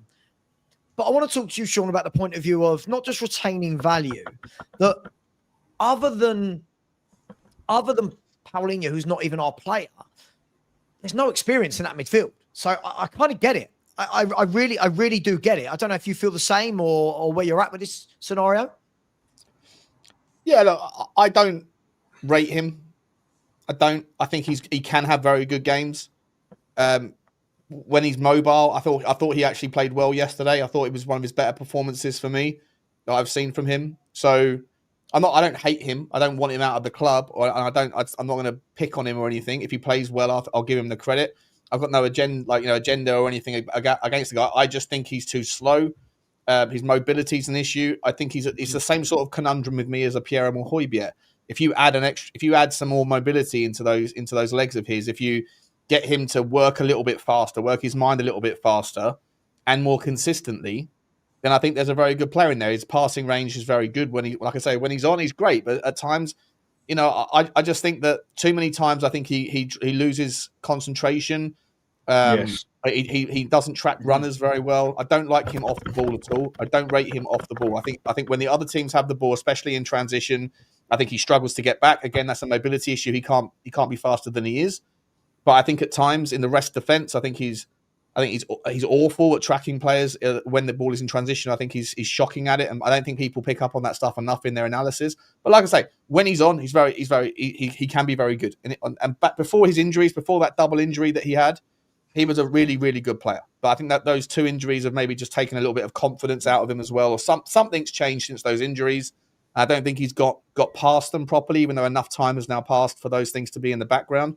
So maybe that's just a bit of a psychosomatic thing. I don't know. But what I would say is I'm fine with him signing the new contract because, again, I hear the argument about signing, letting him go for free. I also think he's the best passer of the ball within our midfield options at the moment, at least in consistency. I think in certain games you need that. But what I would hope is that him signing and the fact that Bergvall and Pape Sarr surely are here to stay for a while because we don't know what we've got there yet. I hope that wouldn't preclude us in the summer, maybe not in January, but in the summer, of going and getting someone that's a much better level. I think Chris and I were talking about this yesterday in the preview to the live stream, to the watch along.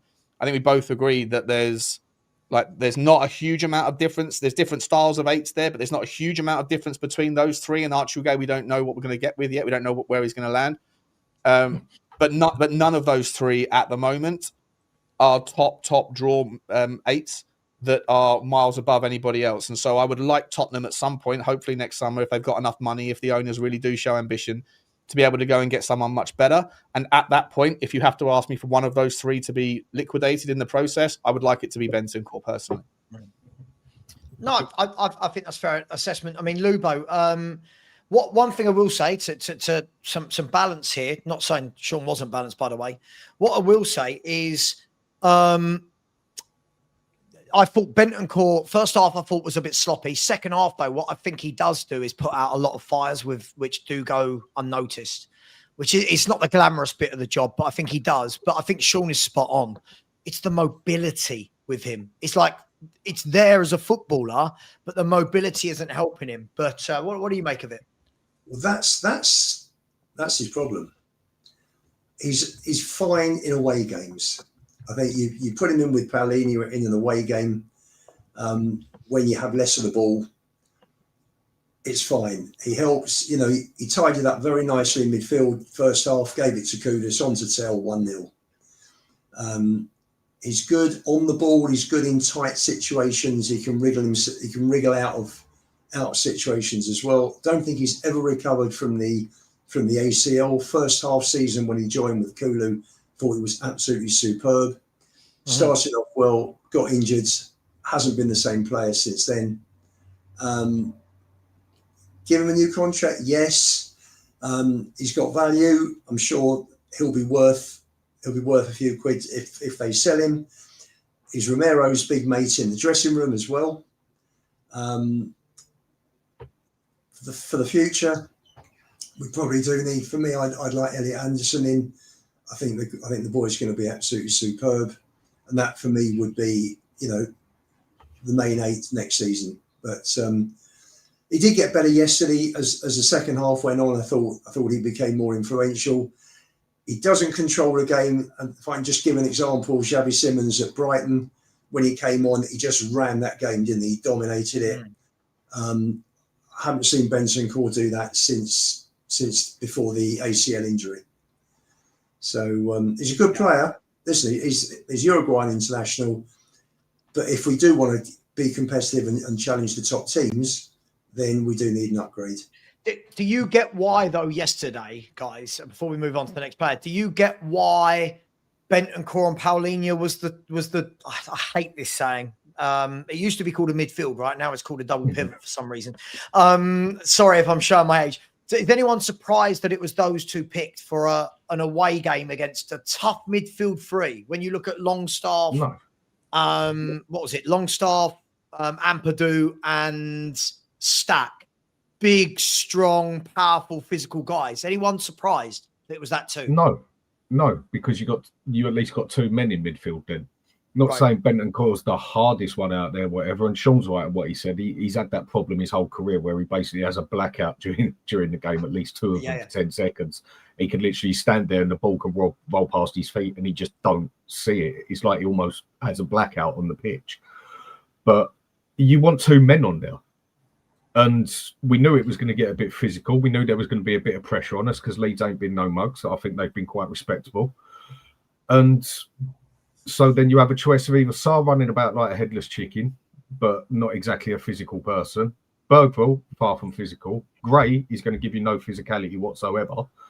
So, yeah, you want 2 men on the pitch. It made sense to me. If he would have put anyone else on there but them two, I would have thought it would have been a bit strange because we needed the men on there that day. Does anyone disagree? Because I saw a lot of people, for some reason this week, it's all ramped up with many fans that they wanted to see Gray playing this game. Does anyone disagree? Listen, it worked out. I mean, Paulinho and Bentancur played the whole 90, both of them, didn't they? So that was, you know, he was very focused on what he wanted, Frank. I wanted Gray to start, but yesterday, but I've got to say that I think that Frank got it absolutely spot on with his team selection and his substitutions. The only thing I wanted was Leeds were there to be opened up again for a third goal, and he sat back, didn't he, last 10 minutes and invited them on. And in the end, Vicario won us the points with that save. Isn't that indicative of the options that he's got, though, Lupo? Like, when you looked at that bench, who on earth are Spurs bringing on that can go and open up Leeds? Name me one player who brings off that bench that changes the game from an attacking outlet. Well, Xavi. I'll take that as, yes, Savva, you're right. I'll take that as a, yeah, you've got a point, Savva. Yeah, Xavi I would have kept on. I think, you know, he was opening them up. Sure. It's I hear that, but the bench, right? Like when you look at the bench, the forwards we're bringing on, and this isn't Frank, this is what he's got. The forwards we're bringing on are Richarlison and Brennan Johnson. And Lubo, from the moment those two came on, that ball kept pinging back to us and pinging back to us and pinging back. And that's why when people say I'd play Johnson up front, I'm like, oh, no, that is what you would have for 90 minutes if Brennan Johnson played up front. So I thought he got it all spot on. I do. I know I'm a defender of Frank, but I thought he got it all spot on. We got the point, so he did, didn't he? At the end of the day, results speak volumes, and he got the win. So full marks to him. He got it right yesterday. Yeah, I think he got it right yesterday, because with games like that, and you can't afford to take the gamble basically of, oh, let's give Archie Gray a little game here and see if he can do well or whatever. You can't afford to bloody do that. You need those 3 points. It's early on in the season. Well, Lee's disagreeing with you, Dan. Lee's disagreeing with you. He's saying the only way to see if he's ready is to give him games. Yeah, I totally agree with that. But are you willing to give him them like that chance when you've seen every time bar one game he gets his pants pulled down and absolutely destroyed in midfield? Are you willing to give him that chance against Leeds? I'm personally not. I think we should stick with Gray in that aspect for what he seemed okay at, and that's the League One games. Apart from that, we needed men on the pitch. And that's why I think it was good that he didn't play Bergvall or Sarr either. I think he made the right decision on the 2 midfielders he got. So I don't quite get the Gray clamour ahead of Bergvall. I'm happy with what Frank did, but if he was going to do anything different, I thought we looked reasonable at Brighton when Simmons came on, went into the 10, and Bergvall went back to an 8 role. I thought we looked all right. And on that basis, I could live with Bergvall being picked. I don't understand the clamour for Gray. Just throw him in the middle of an away game in the Premier League when he's done very little to justify that, in my opinion. But Chris, isn't what we saw yesterday, by the way, for anyone, if anyone watched the Pulisic penalty for AC Milan against Juve, wow, it was terrible. Isn't this indicative though? Like we saw yesterday, when a game is like that, it's tough. You need bodies, you need work rate. Sarr is the guy he brings on, right? Sarr is that guy. Sarr's not the guy who gets on and plays on the ball. When we've been playing against weaker opposition or we're desperate, that's when Gray plays against Doncaster and Burnley, for example. You know, Gray came on for the last 10, 15 against Bodo. But yeah, made a difference, didn't he? Well, I mean, yeah, he took a pass into the middle that was scored. Yeah, I mean, if we're going to say made a difference, Lubo, the problem I think we've got with you and Gray is Gray can make one pass and you think it's making a difference, or you think it's like really changed the game. Well, we got an equaliser. Ready to start. So yes, it did change the game, didn't it? Because we came away with a draw. He made the run, got into space, hit the shot, ball finished in the back of the nets. At the end of the day, you've got to give someone credit for. I'm not going to put us changing the game down to Gray because he took a shot that was a weak shot that the keeper absolutely fluffed his lines with. I'm not going to. But look, my point is, I think Frank got it right, and again, I'm going to land where I always land with this. I'm not going to labour this point. We're going to move on. I land where I've always landed with Gray. I don't think the boy's going to get enough game time because I think he is down in the pecking order. And that is always going to be the problem with Archie Gray. If he can only play against the Burnleys and Doncasters, I just don't see how this boy's going to get minutes. And I'm not knocking him, but nothing Frank's done has changed my mind to think otherwise either, by the way. Well, I think he's done has changed my mind. He brings on Sarr before him, Bergvall before him. I'm not sure. I think the amount of game time he will have or not have, Sav, also depends on the amount of injuries. Now, thank God, we've been fairly injury-free this season, haven't we? Mm. So we've got a few, haven't we? No, we've got 9 first-team players out. Well, we haven't got not 9 out because a few are back. But we've lost Solanke. Last week we had 9 players missing. But the difference is, 3 of them were long term before the season started. Well, Madison before the season started. They're still missing. No, but I'm just saying the squad that he started with against Burnley or against PSG, the squad he started with competitive games, we've just lost Solanke, haven't we? Out of those players. No. Sure, I get that. I guess my point was That's this. what I'm talking about. That's what I'm talking about. My point was this.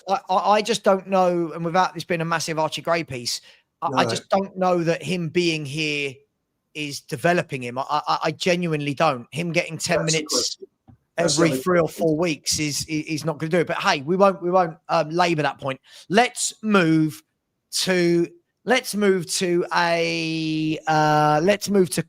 before we move to Odegaard. Let's wet the whistle a little bit. Kudus, we touched upon this earlier, Chris, but geez, his level compared to everyone else for me, I said this in the summer, I think that's the benchmark for me. Not saying every player, Chris, has to play the exact same way as Kudus, but that level of ability, that's where I want to see us buying now. Kudus's, Paulinia's, that's where I want to see us. Yeah, that's the test of the again, it's not new ownership, is it? But the test of the Lewis family going forward. So look, who's going to say anything bad against Kudus? I agree exactly with what you just said, though. If you can mould your left winger, I don't think I'd want a carbon copy of Kudus on the left wing. I think you want people who give you different things. But he's come in and he's done. What more could he have done in the games he's had than he has, really? So, he's been a brilliant signing for us so far. I'll add the caveat in that I did at the start. What the West Ham fans said hasn't been disproven, which is that in his second season, he didn't put it in, he didn't give a shit, and he was demotivated, and he didn't try. It's far too early for us to know whether that may happen at Tottenham or not, but you can only judge on what's happened so far, and he's been top class for us. For me, he's our player of the season so far. I think it's just between him and Paulinho, isn't it? But yeah, I think he's been our best player for me.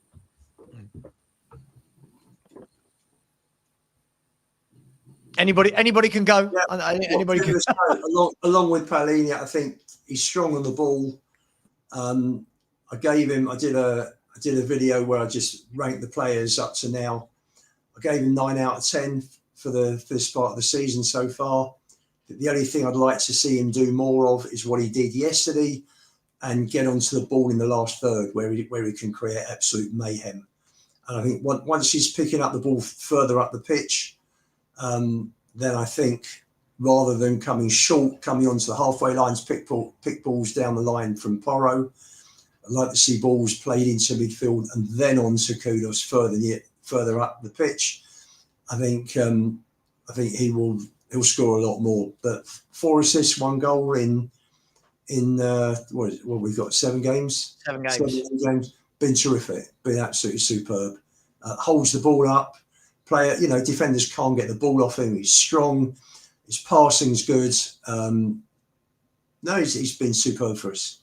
Absolutely superb. And with Paulinho, I think the two of them by a mile have been our best players this season. Yeah. And between them, 55 million, right? So far. I know we'll have to pay 27 or whatever it is, but yeah, bloody good business. I mean, Sean, I don't think there's a Spurs fan out there, if there is, saying that Kudus hasn't been good this year. What do you think about him? Yeah, he's an amazing player. He's in a red hot vein of form, but he's supported very well behind him by Pedro Porro, who allows him to you know I'm going with this. I'm doing this. I do know where you're going with this. Yeah. That's why I smirked. Yeah, I know where you're going with this. The football's a team game, mate. You need relationships, you need chemistry, and what you have in Pedro Porro is the perfect right back behind him, who allows him to do what he wants. And when he works hard and wins the ball and keeps going, and he can find his way out of trouble, 3 men going after him, he can still come away with the ball at his feet. It's sensational. But in those moments when he runs down a blind alley, and some people that want to accuse him of being overly selfish, well, when he runs out of options, he's got a guy behind him who he can pass the ball off to, who's got a wand of a right foot, who can whip it in from deep. And we saw what we saw with like Mickey van der Ven, for example, getting the first goal in our comeback against Brighton. And we've seen it many, many times from Pedro Porro. If you're going to have a right winger that does the specifics of what Kudus does, then you need a right back behind him who can facilitate, support, and can fill in the blanks, fill in the gaps of what Kudus can't do, because Kudus can't do it every time. He can't take players on every single time and come out with it. And so having Pedro Porro behind him is the perfect foil. I don't think it works with Jed Spence. I don't think Jed Spence, I said this before, I don't think Jed Spence, if you look at Jed Spence's time in a Tottenham shirt, I don't think he's created a relationship a chemistry, a wavelength with anybody in front of him on the right or the left-hand side. Pedro Porro, you won't find someone that's played on the right wing that he hasn't helped in some vein, some method, some relationship has always been there. And so Kudos is fantastic. He's phenomenal at what he does. But when he needs the outlet, he doesn't have a right back that's encroaching on his space. You don't have a situation where the two of them are getting in each other's way. And so it's a perfect kind of yin and yang. Like, you've got the guy that wants to take the player on, and if he can do that by himself, great. When he can't, he pushes it back, and then you've got a guy that can whip the ball in better than anybody else in the team. So it's a perfect chemistry and a perfect relationship. And that sort of thing is important on both sides of the pitch, Savva. Moving on. Yeah, look. I mean, listen, I love Kudus. I was gutted when he went to West Ham, if I'm honest. The first time, like when they bought him from Ajax, I watched him a lot and really liked him. I was really confused when a lot of our fan base were saying they didn't want him. Lubo was one of them. Didn't want him. It wasn't good enough. The West Ham fans. No. What I said was, depending which year, whether you get the Kudus from 2 years ago or the Kudus from last season. Thank God we got the Kudus from 2 years ago. Or you mean if you get him from the West Ham that were well organised and looked good versus the West Ham who were an absolute shower of shit mess, right? Whichever, but it was more about attitude than system, wasn't it? That the fans that I know from West Ham were complaining about. Yeah, but the West Ham fans I know are saying, well, the poor bugger last season was played up front, right wing, left wing, attacking midfield, centre, like they were saying. Anyway, either way, I'm glad he's here. Top signing. Guys, I want to move on to we've got to move on to Sean's boy. We've got to move on to him, Odegaard. Listen, he's not my boy, by the way. He's not my boy. He is. He is. I've seen your shorts and videos. Oh, I've seen them, Sean. I spent 5 hours in bed last night watching Sean Butler shorts. 5 hours worth of 1 minute shorts. No, look. For me, I'll say what I've always said about him. For me, I don't know what he does as a winger. There's my overall point of him. I completely take the point that Sean's about to make to you all, that he's created a relationship with Udogie and he allows Udogie to go on the outside. I'm looking at this from a point of view of, you are my left winger. What are you doing as my left winger? And I'll be honest, guys, I've said it all last season. I'm seeing no different this season. I don't know what he does as an actual winger, not as a facilitator of a left back, not as let's let Udogie overlap. Cool, that's great. As an actual winger, I just don't see an ounce of threat. And that worries me as a left-sided winger. That would worry me as a right-sided winger. I don't see threat. That's where I am with him. Yes, I take Sean. He's created a relationship with Udogie. I get it. But for me, as an actual winger, I just look at it and go, we might as well not play with a left winger. We might as well play with a midfielder that just gets shoved out on the left that can just keep giving the ball to Udogie. That's where I am with him. I don't see what the fuss is about. He can't beat a man. He doesn't assist. He doesn't score goals. I'm a bit confused with this guy, if I'm honest. That's as polite as I can be.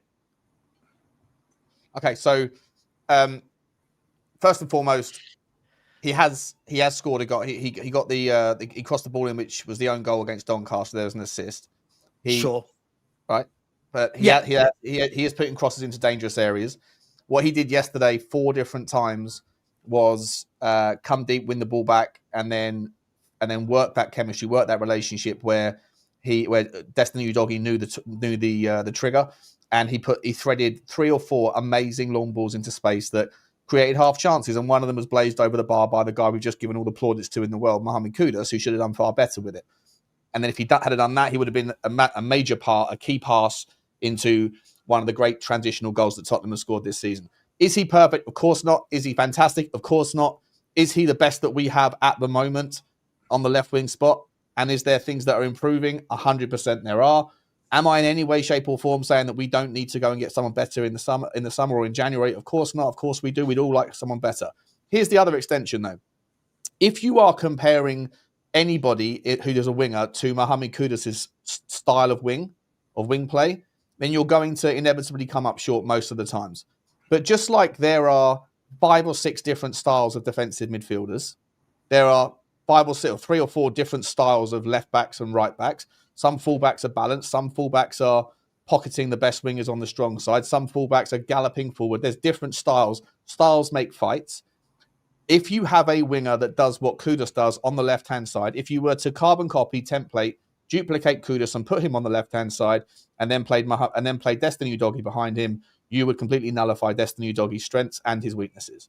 Because Mohamed Kudus isn't the sort of guy that wants to bring other people into play unless he has exhausted all options himself.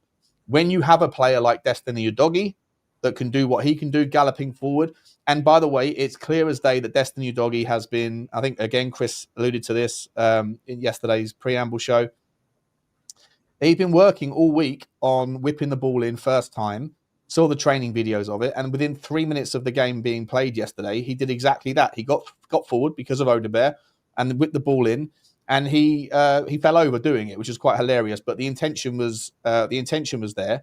You can see that he's working on those sorts of things. What I think we've been talking about Thomas Frank, the coach. We've been talking about how Thomas Frank is going to get better, going to get improvements out of players.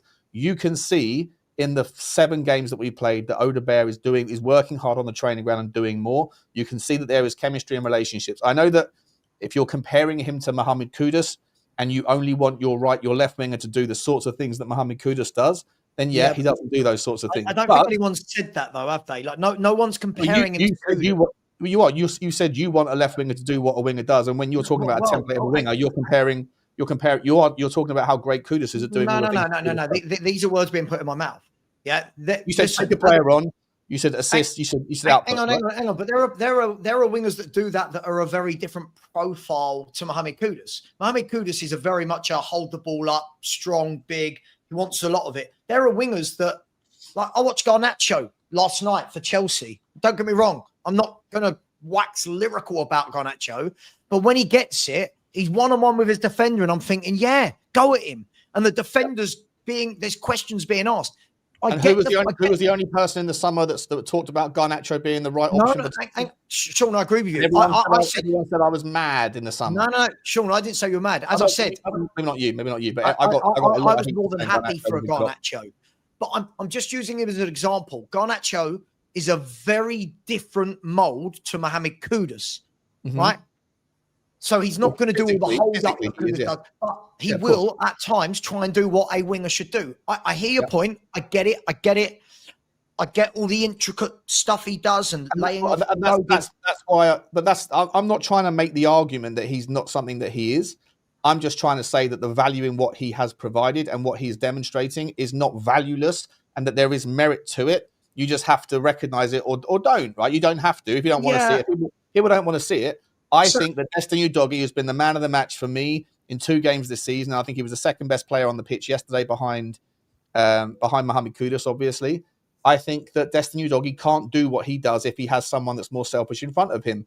And I think that Odebear is getting better, and he offers things that we don't have anywhere else on the left-hand side at the moment. I'll come back to it. I'm not making this claim that we don't need a better left winger. We do. But what we have, I don't see the point also in always hating on young players that are 19, 20, 21 years old when we've got them for a while. It's not hating, but we're hating on them. I'm not saying you. Sure, but I'm getting bored of everybody who doesn't rate somebody. It's called hate or an agenda. I find that really silly. I want Odebear when he plays to be brilliant, but I'm waiting for the game I watch where I go, yes. But there's a hell of a lot of people, and in fact in your chat, they're saying he offers nothing. He does nothing. That's not true. It's just not true. You're not observing the things that he does, or you don't value the things that he does. As a winger, he doesn't offer anything, right? As a winger, he fight like yesterday. What drove me mad about this guy yesterday is Leeds actually a lot of times are quite high up, and there were so many occasions where it was him and Bogle, and you're like, run at him at least once. Run at your man, and every time gets it. Cuts inside, 5-yard pass to either Bentancur or Udogie, and that's fine. But for me personally, I want to see a winger that scares the crap out of a fullback. And if I was a right back, this is the thing. If I was a right back, I would love to play against Odegaard. It'd be the easiest game you have all year. Would you love to play against Destiny Doggy as well? With his lack of passing and crossing ability at the moment, yes, but not if he develops that side of his game. My demand or my request, what I spoke about all summer was I want to see a Tottenham team that has balance on both sides, that has the ability to offer a dual threat. Something like a Brighton that has got Mintet on the right hand side, yeah, exactly. We don't have that at the moment, but we're making do. Like we're trying to figure out a way to get the left hand side to be as equal chance of a threat. And if you looked at the game yesterday, I'll see if I can find the stats. I might be wrong about it, so I haven't looked it up. But I'd imagine that we were attacking down our left just as much as we were attacking down our right, in terms of half chances or whatever, in terms of the possession of territory and opportunities. And so for me, I think that Thomas Frank is making do with what he's got. I think that Cochrane and Thomas Frank and the other coaching staff are trying to figure out a way. To make do whilst we've got what we've got. And I think that it's clear that everybody, including Thomas Frank, they all obviously want a left winger. They all obviously land on the opinion that they're not good enough. But to say that he does nothing, and I'm not saying that you say that, but I've seen people nothing offensively. I'll say he does nothing offensively. Is that fair? You've got Ash in your chat there saying no one's hating. It's criticism, for fuck's sake. By the way, next comment, Odegaard is trash. What are we doing here? Yeah, go on. Three situations yesterday. I feel that Frank is developing Odegaard. I wouldn't say he's been man of the match personally, but I think yesterday I saw a lot more than I have done in any game before. Three situations. One was the lob to Tell, where Tell hit the bar. The second one was the winger hooks a ball in the air. Cool, yeah. Doesn't matter. It was accurate. It was accurate, and it was to the player. Sure. The second thing was that ball to Udogie when Udogie should have gone through on his own and put it across for Kudus. I thought it was a delicious pass. It split the defence, put Udogie clear. And the third one was there was a lovely ball out on the wing where he played a ball into Xavi Simons. Xavi you thought he was through. Leeds defenders got back. It ended up with Xavi getting the ball, playing a 1-2 and scooping the ball over to Porro. And unfortunately, Porro balls it up and it went off for a goal kick. Sure. Now can you give me any examples where he's done anything as a winger, not as what anyone else on the pitch should be doing? That's what I'm asking. If we score two or three of those moves, right? One's at the bar, one Udogie should have. That's out of Odegaard's control, but Odegaard's put him in, and the last one he put Xavi in. Now, if we score two out of those three, you're looking at Odegaard and you're thinking, blimey, what a performance. It was absolutely No, you are. No, you are looking at him and thinking that. You don't need to be. But you don't need to be a Ginola type winger to play well as a winger. Hang on. Let's not rewrite history here, right? First of all, never ever mention this man and Wilson Odegaard in the same sentence again. That is what I'm talking about. I'm talking about the style of winger. Right? You want Odegaard to be taking on the player, going round him, knocking the ball in. Yes, because he's a winger. Yes. If he puts players through with passes, is that not just as good? Okay. Can I come in? Lubo, can I tell you the worrying thing is, you're saying this, none of the stats for his year actually back up this plaudits that he's getting, right? No. Now, hang on. Yesterday was his best game. For me, he hasn't been overwhelming by any stretch of the imagination, but I thought yesterday was his best game I've seen in a Spurs shirt. Isn't that worrying? Okay, so isn't that worrying then? If what we saw yesterday is his best game in a year and a half, isn't that worrying that so many are still looking at him and going... Because he played well yesterday, Savva. You're just refusing to acknowledge it. No, hang on. No, because you're not listening. He did some nice bits that I would expect anyone on the pitch to do. But I'm saying, if I'm the right back of Leeds, I've had a nice day. Bogle had a nice day against Odegaard. I don't think he did, mate. I think we pulled him out of position loads of times and placed Udogie through. You're comparing because he doesn't fit the mold of the winger that you want. There are plenty of great wingers in the past that weren't take-on specialists. Pavel Nedved, he was an unbelievable winger, wasn't a take-on specialist. Yeah. I feel like we shouldn't go there with the players that you and Lubo are mentioning. I feel like we shouldn't. I'm using an example to say that because you're not a take on specialist doesn't mean you're automatically. Okay, so what's he a specialist at? If he's not a take on specialist, he's 20 years old, mate. That's not what right. I tell you what, I'd love to have a football conversation where the answer isn't always the kid's age, right? Let's be fair. If you are in the first team at Tottenham Hotspur, your age is irrelevant, right? If you are in the first team at Tottenham Hotspur and we have paid money for you, the club have deemed that the player is good enough. We cannot have the answer every time. Bergval's a kid, Odegaard's a kid, Tell's a kid, Gray's a kid. They're in the first team at Tottenham Hotspur. You've got to perform. They're not fully developed yet, are they? They haven't necessarily all landed yet on where they want. No, but by the age of 20, with hundreds of games under his belt, he should be showing hundreds of games under his belt. Standout quality. Well, how many games do we think Odegaard's played in his career? At this level? I don't know. Not many. So look. He missed the entirety of last season. How many times he played in the Tottenham shirt? How many 90-minute games he played in the Tottenham shirt? Can I come in there? Yeah, go. He's played 100 games at senior level, and then he's played for France under 21s for however many years. Yeah, whatever. Yeah. He's played up to, how many games? Up to Brighton, he played 26 for Spurs. I'm not saying they're all starts, but whether they're starts or sub, he'd had 26 games up to Brighton. Sure. Go on, Chris. Chris. It's not massive. Part of the beauty of football is you can watch the same thing and have different conclusions, right? Which ironically is not a standard that we allow our referees to do, but I'm not going to take it down that direction. Odegaard, for me,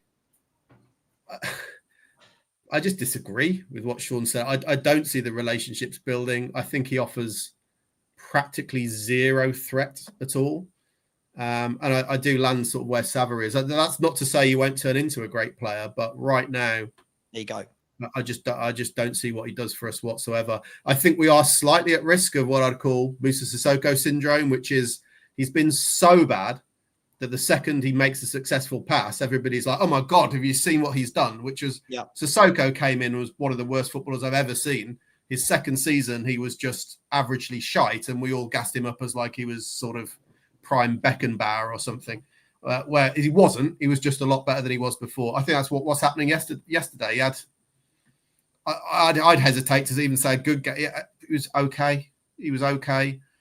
That's a lot higher than he has been previously, but I don't see that he brings much to any value to us right now. And I definitely don't see just a difference of opinion, Sean. You see a relationship building with that's fine. No, I don't care. Listen, I'm more than happy to be an independent thinker. I don't need to have people to support my opinions for me to think I'm right.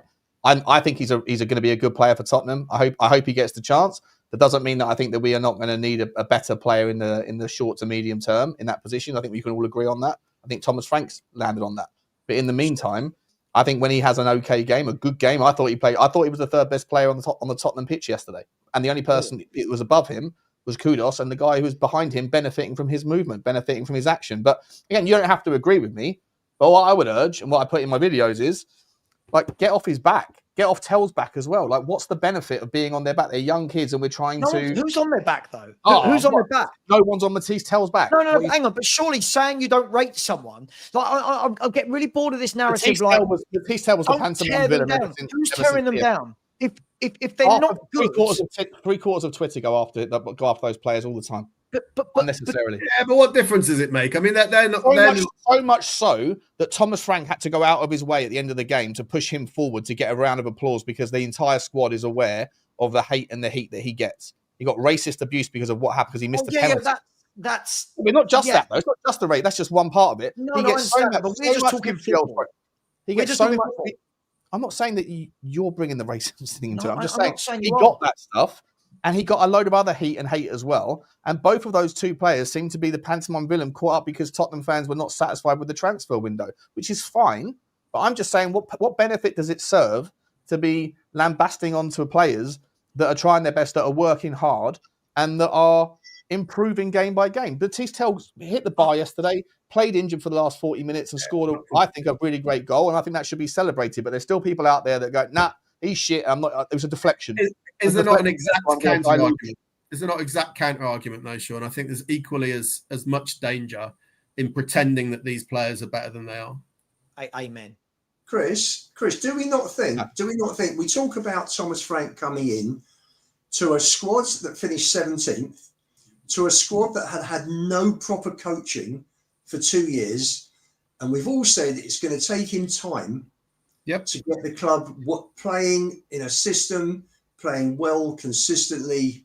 I mean, he's doing a bloody good job so far, considering all of that. Considering he hasn't got a proper 11, proper 9, we're short of squad depth as well. So you just admitted we haven't got a proper 11. So I'm just saying, picking up Odegaard, you're now saying we don't have a proper 11. Do we not think that if this is a work in progress, and we're judging it literally, you can only judge it match by match, week by week, that Odegaard, he will. You've seen an improvement in Odegaard. I haven't. No. Well, no, I haven't. You may not listen. He's not Semenya, but I'm just talking about him against where he was. Frank is improving Odegaard. Frank is improving Tell. And I slaughtered Tell, and I thought Tell had a really good first half yesterday before he got injured. Yeah, let's not confuse it with Tell. He's a separate conversation. But I know, sure. But do we not think that Frank is improving these players? But ultimately, you can only land on your position now, right? And you'll be proved right or wrong, as everybody will in the next few months.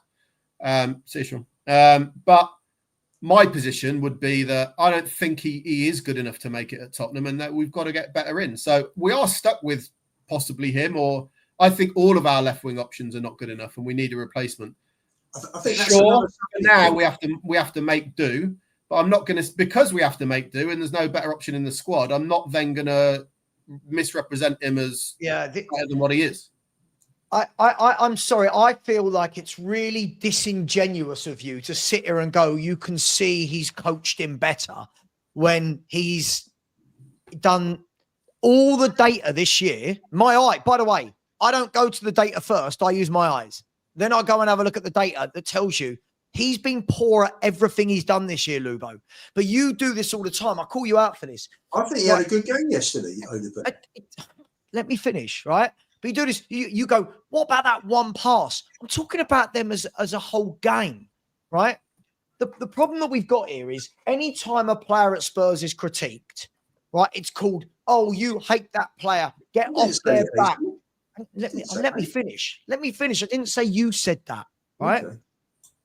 It's people in chat going, they're confidence players. Get off their back. So are we just meant to sit here and say all of our players are really good?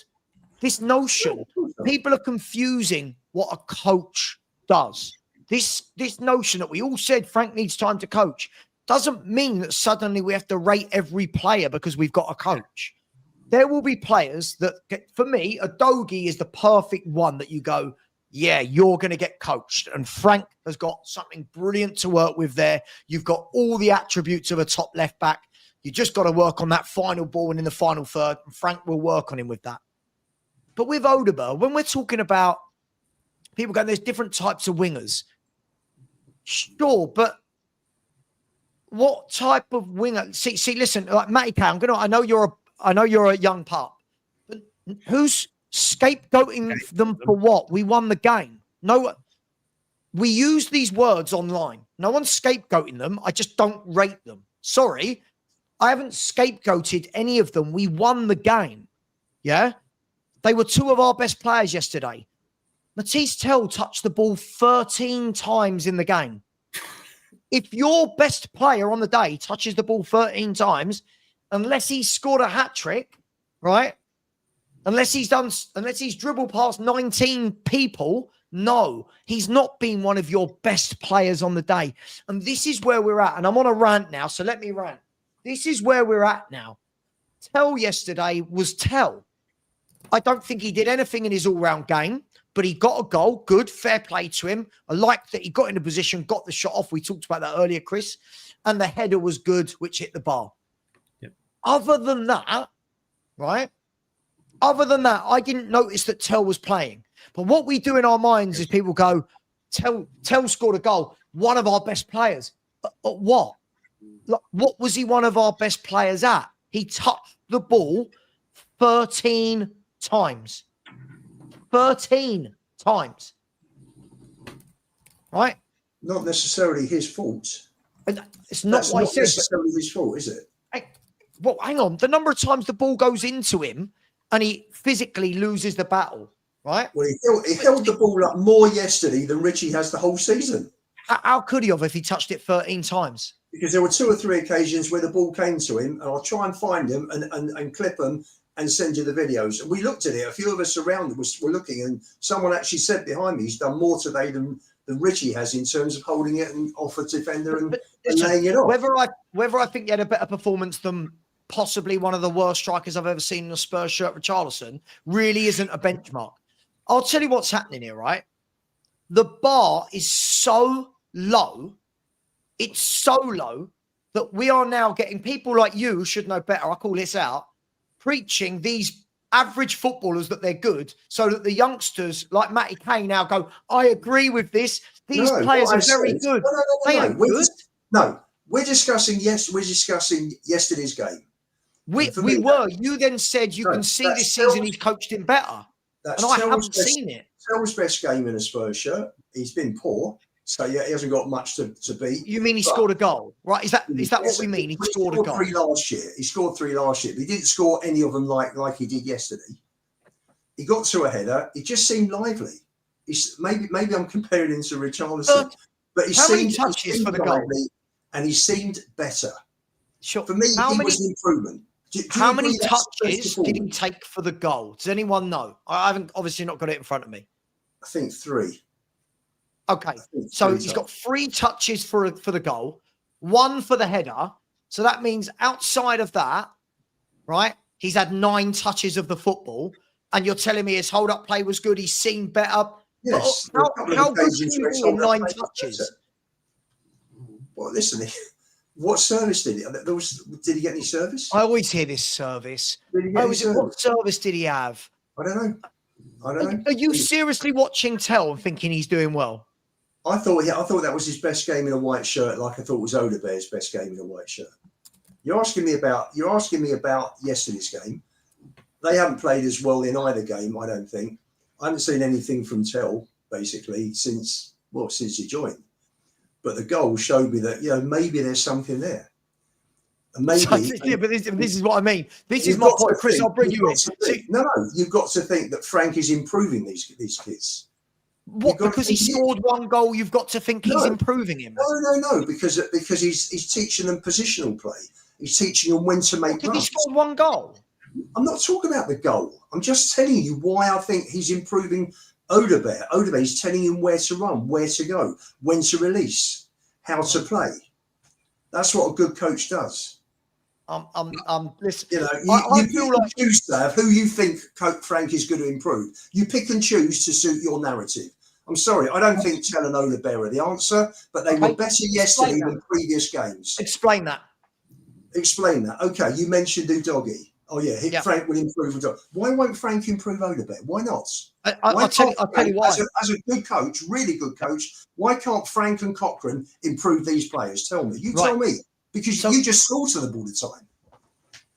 But Lubo, you just praise all these kids who end up being shit. Your talent ID is you've got the worst talent ID I've ever seen. Really? All I said was they had their best game that they played in a Spurs shirt. Oh, I'm not just talking about these. I'm not telling him they're your Matt or Bale. I'm just saying that Vuskovic, he's got to start. Vuskovic has got to start for Spurs. Archie Gray's got to start. Josh Keane, Jamie Donnelly. Do you know what? This guy, Vuskovic is what?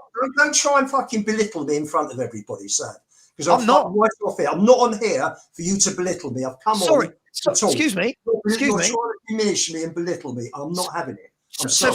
So hang on. So it's okay. About my ID. I'm sorry you're getting personal now. I'm not having that. That's not personal. You don't understand what personal is.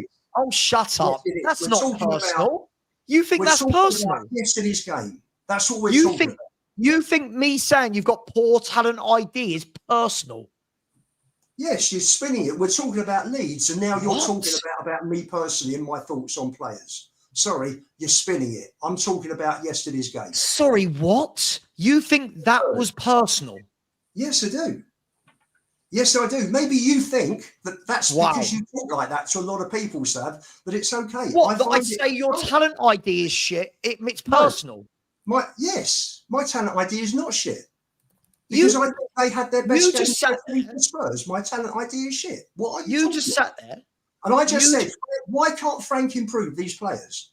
You haven't let me get a sentence out to try and answer it. I don't know. I'm trying. You haven't answered me. I haven't said you haven't shut the fuck up. If you shut up, I'll be able to answer, won't I? Fuck it. Right. So. Also, I think that. Hang on. He can sit there and just say fucking, and then get offended when someone says it back. You know, he questioned me, and then gets offended when he's questioned back. Lubo, if you can hear me, mate, man up a little bit.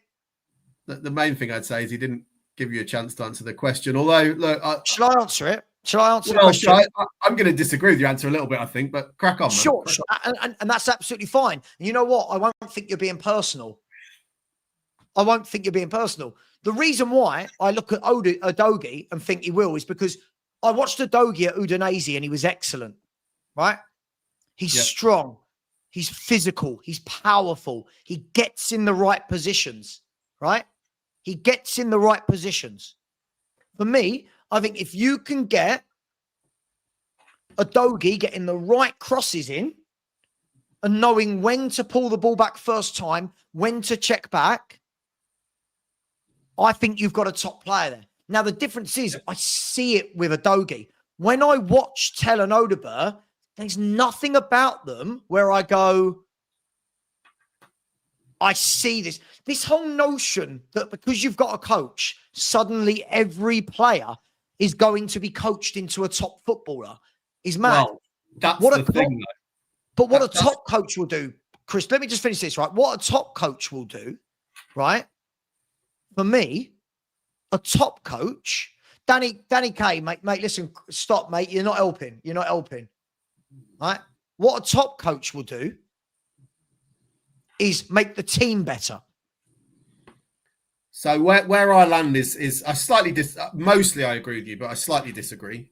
First of all, on Udogie, look, you know my views on Udogie. I have to revise my position a little bit. I've begun to see some possibilities there of a good player, whereas the last couple of years I haven't. But anyway, we're talking about Odegaard and Tell primarily. I agree that Frank can coach them to be better. But Frank could go into Dorking Wanderers and coach their players to be better. It doesn't mean that he's going to turn them into players who are good enough to be at Tottenham Hotspur. So that's where I am. Do I think Frank can improve them? Yes. Have I seen anything that makes me think he could improve them to the extent that's needed for them to be of value to us as a top 4-5 Premier League team? No, I'm willing to be proven. Look, both of us, right? We'd love to be proven wrong. I'd love to see Odegaard suddenly take off in the next few weeks and start turning into this amazing player. I don't think it's going to happen. If it does, I'll come on and say, fair enough, I got that wrong. But so I think he will improve. I just can't see it to the levels that these guys need to improve by are astronomical. So whether Frank could do that, I doubt. Do you know what I think? I think the bar, though, is set so low. I truly believe that we're at the stage where you cannot critique a player without... I mean, look at little Matty K in the chat.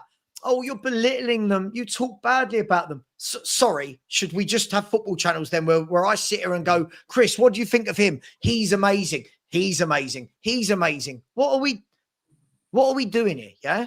Yeah, I mean, Matty said that it's going to be bad for their confidence. I don't think they're tuning in all honesty. Like, really not tuning into this show, right? I mean, if they are, they need to be, like, getting in some serious level super chats, right? Sorry, for me, nothing personal was said there at all. I said I think Lubo's got shit talent ID, right? So what? He told me that all I do is slate the youngsters. I'm sorry, I didn't see that was... Jesus Christ, I've been on YouTube for 4 years and I've seen some personal stuff. That is not personal. Yeah. No, just move on. These things happen on YouTube, mate, don't they? I'm sure they do. Blow over. Of course they do, but I can't be dealing with how. So he can tell fucking this, fucking that, fucking that. If I say the word fucking, I'm now rude. Really? Anyway. Oh, Jesus Christ. Yeah, look, the proof will be in. One thing is true. One thing is true. We are stuck with these players without any better options until January. So we will find out in the next couple of months whether they really can improve, because they've got to improve really. I know they're young. I'm not saying they've got to improve quickly for the rest of their career to be viable. They've got to improve quickly if they're going to make a difference to us here and now. And it might be that they need to move off to other teams on loan or whatever. But yeah, right. At the end of the day, you've got to put your opinion on the line now. And if anybody says to me now, what do I think about Tell or Odebear? Are they ever going to be good enough for Tottenham Hotspur and where we want to be as fans? I've got to land on no for me personally. That's just my opinion. Yeah, look. At the end of the day, I completely agree with you. Look, and fair play. As I said, I understand what Sean is saying about the relationships. I get that he's looking at it from that point of view.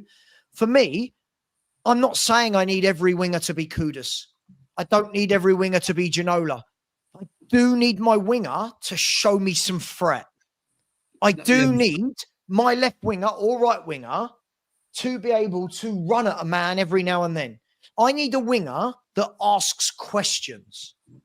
And if all you're going to do every time is lay off 5-yard passes to somebody, as a fullback, right, you can imagine Bogle as a fullback's going, right, I'm cool with him. I've got to worry about Adogi, but I'm cool with him, right?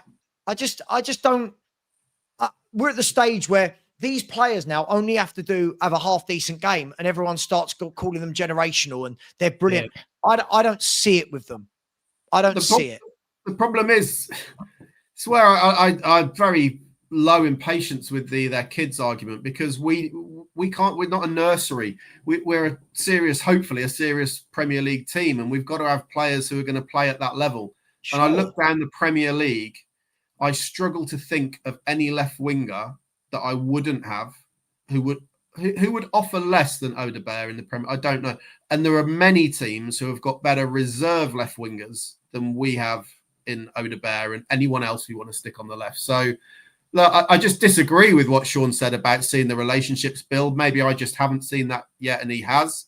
But when it comes down to what he's actually offering, I just don't see it at all. And almost anybody, Okafor, I'd take him every day of the week over any of our players. The likes of Gittins, who can't even get in the Chelsea team, would walk into our team at the moment on the left wing. So we've got championship level at best options, just calling it as it is. I got sent yesterday, right, all of the data for Odebear this year, right? For Odebear this year. And this data broke down everything. Crosses, dribbles, passing, and everything other than his short passing was in the lowest percentile in the league. Everything. His dribble success is next to non-existent, Chris, right? His dribble success is next to non-existent. His take-ons, next to non-existent, right? His crossing, something like 1 in 10 finds a man. It was like, I'm looking at all this. I'm seeing what I'm seeing. And then people are going, boy, you can see how he's been. And I'm looking at it going, what? But none of the data is backing up what my eyes. Yeah. It's not telling me I'm lying. So I'm just confused. Listen, I feel like our barometer and what a good footballer does nowadays has got so low. It's got so low. I watched Tell yesterday. I think good goal. Forget the deflection. Good goal. Did well, right? Did well. Got in a position. Went through. Got the shot away. Good goal. Other than that, I'm watching him. And he's weak. Right? His hold-up play, I didn't think was good, people say. And I don't know. Look, if people like these players, they like them, that's fine. That's up to them. At the moment, I'm really not enamored by any of them, of these young players. Yeah. No, I agree. Maybe me and you just have people watch games in different ways. I think a lot of our fan base watch it with a level of, I don't even know what the right word is, hope, desperation, because we've had so little over the years that they're desperately trying to justify why these players will turn into some amazing player in the future. I just try and judge it on what do I actually see factually, and I just don't see. Tell I'm the same. I'm not going to argue that wasn't Tell's best game, but that means almost nothing. Apart from the two obvious things he did in the game, I don't really recall. I'm quite happy to go back and review it and be proven wrong. I don't really recall him doing a lot at all, but because he scored, and he very rarely scores for us, and it was a reasonably good goal. Reasonably good goal. And I think it was James Flower at the start said he should have done better with the header. I thought he did really well with that header. You know, I thought it was a difficult header. Yeah. He did well. He was unlucky that, you know, a couple of inches further down, he scores a second goal. But two things in a game, even though they were good, are not going to make me sit here and go, this is where the bar is at, Chris. Chris, this is where the bar is at. Listen, am I happy that Tell got the goal? Yes. Am I happy for him he got the goal? Yes. Right. Am I glad that Frank did the whole man management thing at the end and brought him out to say, hey, give this guy praise? Sure. But at the end of the day, I mean, I've been watching Spurs for how many decades, and I've never seen such average players get this much praise when they do one thing. It's almost, Savva, you're being personal about Tell now. Oh, I see. Are you joking? But by the way, I've just checked some stats, right? Odegaard, when we're talking about Odegaard and Tell, people are talking about them, Chris, like these are 17-year-olds that have never played, right? Between them, they've got 240 top flight games between them, right? And over 50 caps at youth level for France, right? Now, if I'm kind and I remove the youth, they've got 250 top flight games between them. Like, but every time they play, all I hear is they're young. I'm really bored of hearing this excuse, Chris. If they're young and they're not ready, don't buy them at Tottenham Hotspur. Like, surely that should be the answer.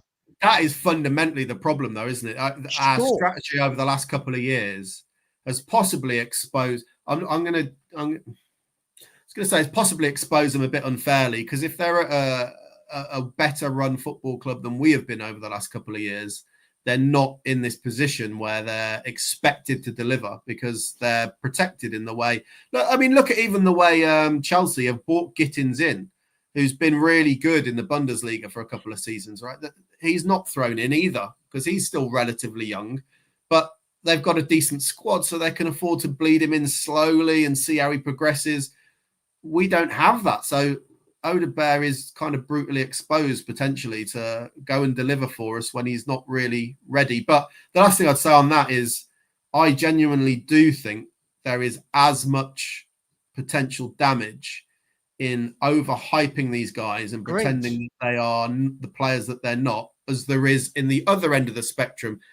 And what happens is, and this is really frustrating, the second you say, well, I don't think he's up to it, the criticism is that you're on his case and that you're like hating on him. And no, I don't hate the guy. I'd love the guy to put in consecutive man of the match performances in the next few weeks, shut me up and make me come on and go, you know what, I got it really badly wrong.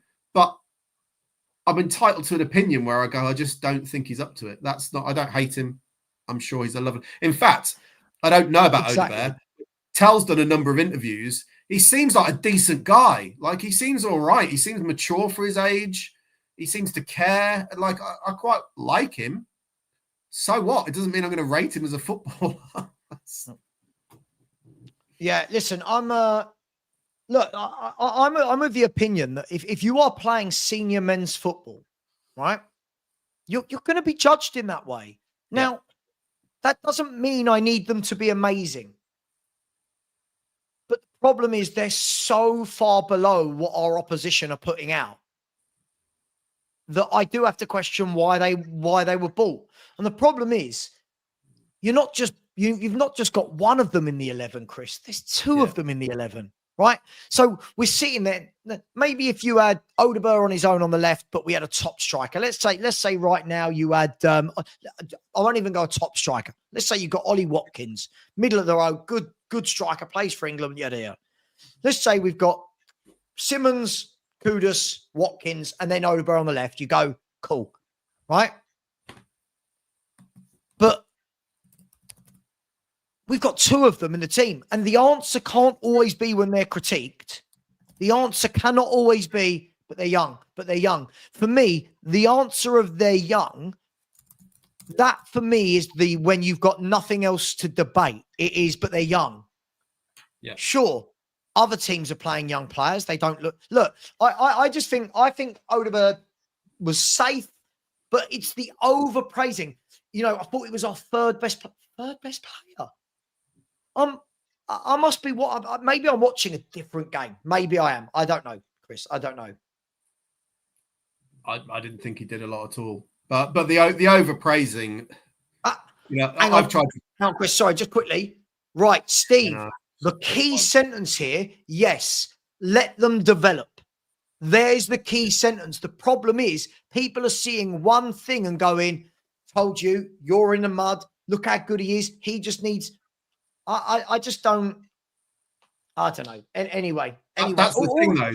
That if you're positive about these young players, that's not seen necessarily as a negative thing. I think it is. If you're positive in a way that says, "Oh, this guy's going to be the next big thing," that isn't letting them develop. That is putting them on a pedestal. If you put them on the pedestal, then people are going to knock them down from that pedestal. So this has happened for years at Tottenham, for years. And I've constantly said, saw it over Vuskovic the other day. I got in a conversation. Oh, that was it. I saw a conversation the other day that said Vuskovic and Byfield are going to be the best centre-back pairing we've ever had.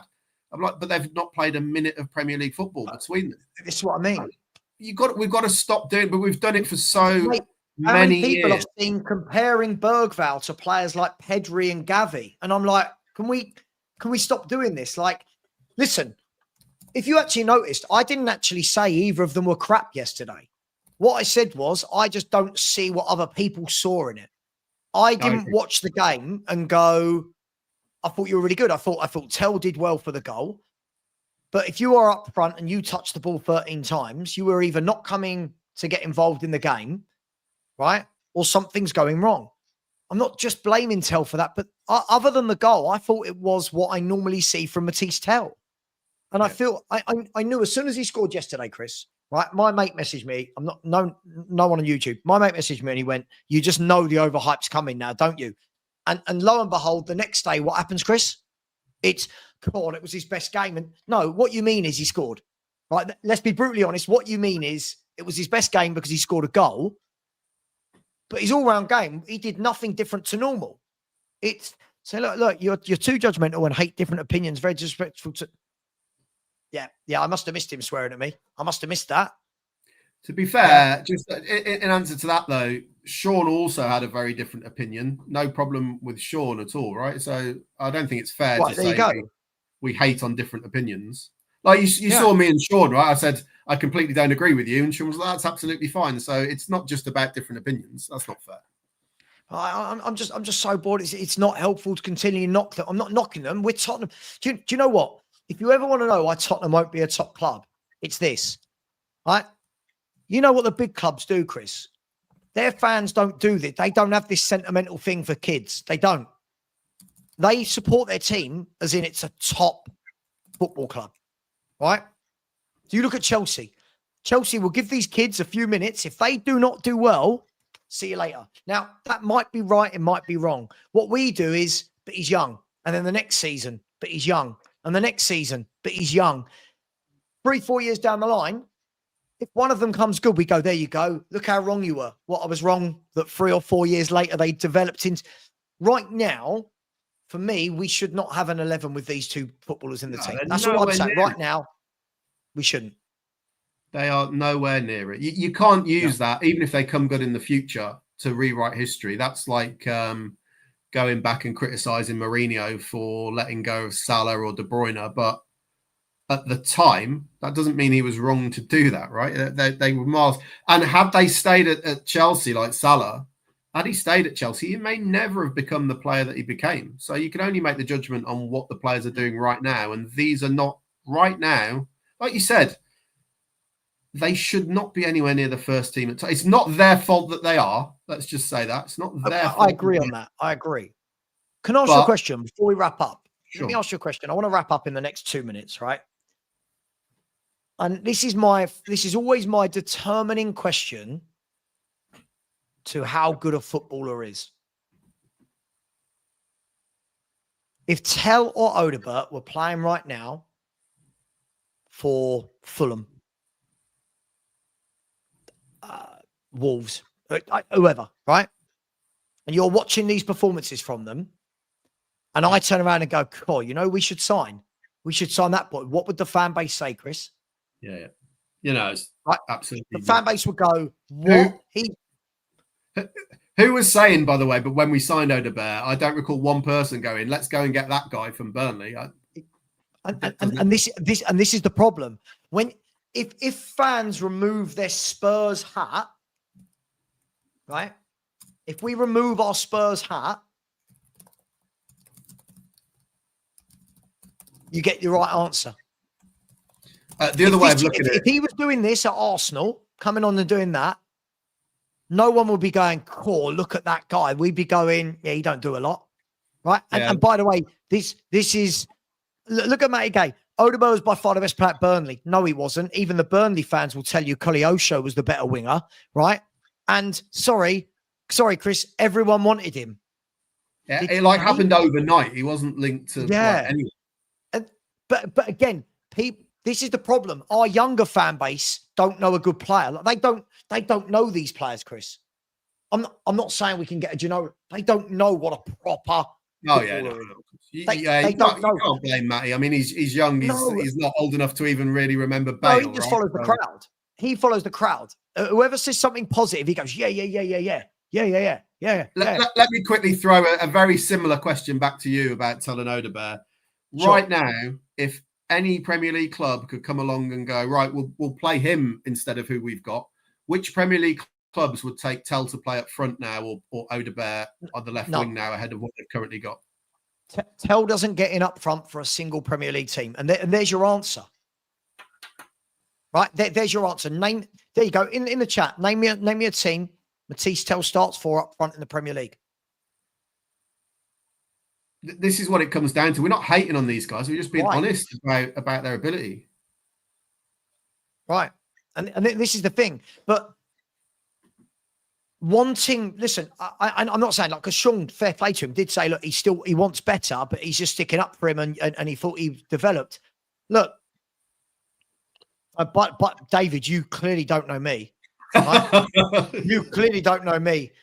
I have gone on record and said Richarlison's the worst striker I've seen in 20 years. Odobert is probably as good as Dibbling. Well, I mean I'm sure. At what? I don't want Dibbling either. This is the point. See, like right now, most people are saying Burnley, right? What does that tell you, Chris? Well, it tells you the level that they're at, right? Where do we think Burnley are going to finish this season? Right, bottom. So look, I'm gonna leave it there. But when people are going, why doesn't Richie get? Listen, Richie didn't play, and by the way, Richie for me is when he came on was truly atrocious. Listen, at the end of the day, people might think it's harsh, right? But I've seen nothing from Tell in his career where I've ever gone, yeah. I didn't, Chris. I've been consistent. I didn't want him on loan. I didn't want him after the loan where he did nothing. Yeah. I didn't want Odobert. I still don't want Odobert. Now, Odobert for me is better than Tell. But of every young winger you could have gone and bought for 30 million, that's the best we could come back with. Yeah, no, it's embarrassing when you see what other clubs do. Right. And that's my concern. By the way, those two are £75 million worth of footballer. Yeah. I was watching just on very quickly on our talent ID generally. I was watching the Forest game today, obviously, as I would, taking an interest in Ange. That Igor guy they got up front, 10 million quid. And I'm like, why? I'm not saying he's the best striker in the world, But when you need a bit of depth, why can't we go and identify a player like that? Like he's a decent forward, but we don't. And when we do splash like the this cash, guy. it's on. Yeah. If you're going to well, talk about young players, we're going out and buying those. Chelsea are going out and spend. How much did Chelsea spend on Esteval? Oh, he won't have been cheap though, will he? I don't know. Well, let's have a look. Esteval of Chelsea, right? Let's have a look. By the way, I'm not claiming Esteval to be the greatest young player I've ever seen, but I've seen more from him in a couple of cameos than I ever have from Odegaard and Tell. Oh, Esteval is a brilliant footballer. He's already got 7 caps for Brazil, by the way. He is a great player. Right, Esteval, right? At 18, just turned 18 in the last 6 months, 34 million euros. So he's roughly the same amount as Odegaard, right? Yeah. So this comes down to me for talent ID. This is talent ID. You could go and buy a really good winger for 10, 15 million from the Dutch league, the Czech league, something, right? Right. So Matty, aren't you now getting my point? You've overpraised Odegaard. Now are you getting my point? Yeah. Oh, I just Anyway. Googled Okafor, by the way. Okafor, 18 million quid. Miles better than what we have. Look at Okafor on the wing yesterday. Ruined Porro, didn't he? Yeah, absolutely. Great player. Great player. But these players, I'll just end it with this. These players, look, we're not trying to be harsh on them. We're just trying to be honest. But these players are victims of our transfer strategy over the last couple of years. They shouldn't be exposed like they are, but they are because of what we have done in the transfer market. It's not their fault, because then who's going to turn down a huge salary and the opportunity at Tottenham? So it's not their fault, and it's not their fault they get picked. But that's a legacy of where we have been pre this summer. Hopefully we'll fix it going forward. I'm not convinced we will, but at least there's some hope we might have a different approach going forward. We'll just have to wait and see. Yeah, look, I'm going to leave it there. At the end of the day, it's very difficult. As I said, what I'm going to do in the next few weeks, or when the Premier League returns, I'm going to watch some of these young kids coming on for other clubs that do nothing, and I'm going to overpraise them. And then I'm going to see if all of the fans of Spurs go, yeah, give him time, or whether they go, he's crap, he's crap, he's crap. Can I just have one more difference? When we're talking about Esteval, I know he's had very little game time so far, but when he does come on, he impacts the game. And Odegaard, when he starts, doesn't start, I just don't see him impact the game at all.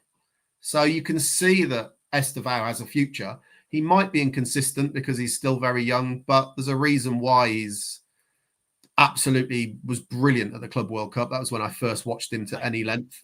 7 caps for Brazil.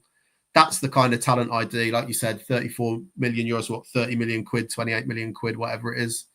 And we're spending more than that on players that don't impact the game. So that's where we are. Just before we go, I know I said that about 10 minutes ago. I think the greatest example of this is Garnacho, right? Yeah. Alejandro Garnacho, right? If I get his details up, bearing in mind what everyone's saying, right? And by the way, I'm not saying, oh my God, I wanted Garnacho. He's the only footballer in the world. But Garnacho, I think if I'm not wrong, hang on, I want to find out Wilson Odegaard's birthday, right? So Garnacho carries a threat. Right. Wilson Odegaard is 21 next month, right? He's 21 in November, and Garnacho has just turned 21. So there's about 4 months between them. Yeah. Right? Just before we go, I'm wrapping up, guys. When people mention Garnacho in the summer, you get told, what? This guy's a waster. He's shit. He's rubbish. Wouldn't want him, right? Oh my God, he's an awful player. This guy, but a player under 21 up to last year, was third on the list for the number of GA in big leagues, behind like Doué and Yamal, right? Now, when you say a player like him, who I didn't even listen, if we had bought him, I would have said, yeah, cool. But all the fans, Nah, don't want him, don't want him, don't want him. He's rubbish, he's rubbish. But these same fans, but Odegaard's young. He's 4 months younger than Garnacho, right? 4 months younger than Garnacho. A player who, for me, I think would change our left side. So this is where I think, and I get stick for this, and I'm happy to take the stick for it, Chris.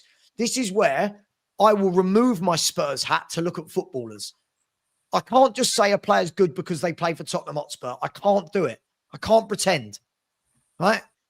Can't pretend. I'm sorry. I'll speak to Lubo offline, but Lubo does this with every single young footballer. Every young footballer at Tottenham, I've been told in the last 2 years, he's brilliant. He's brilliant. None of them make it. None of them make it. Why? Because you're hyping up the young players way too soon. Yeah.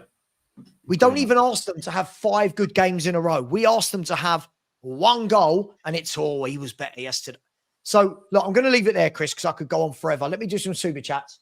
Big up Dean Law with a super sticker. Love you, brother. Always in there giving me the super stickers. Really appreciate it. Thank you very much, Dean. Appreciate that, my man. Tottenham Trev Talks Football says, thanks, everyone, and up the Spurs. Up the Spurs. Thanks, Trev. Really appreciate you, my man. Big up to you. A user said, miss you, Levy. Love you. Like changing my wallpaper. This guy, man. Big up to A user. He's come back in and said, Wilson Odegaard running down the wing. I wish he was running down the wing. I knew that was going. I wish he was running down the wing, mate. He doesn't. Big up to you, A user. I really appreciate that. Big up to Richest Man. Super sticker from him as well. Thank you very much, buddy. Appreciate you as always.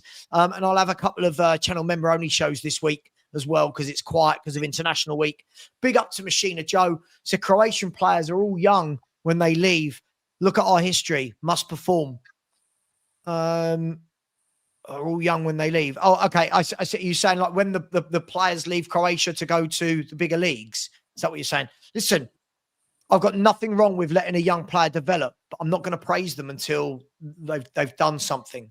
That's all I'll say on it. Big up to you, Machina Joe. Last but not least, big up Phil. How you doing, bro? Phil Coys with a super sticker. Really appreciate you.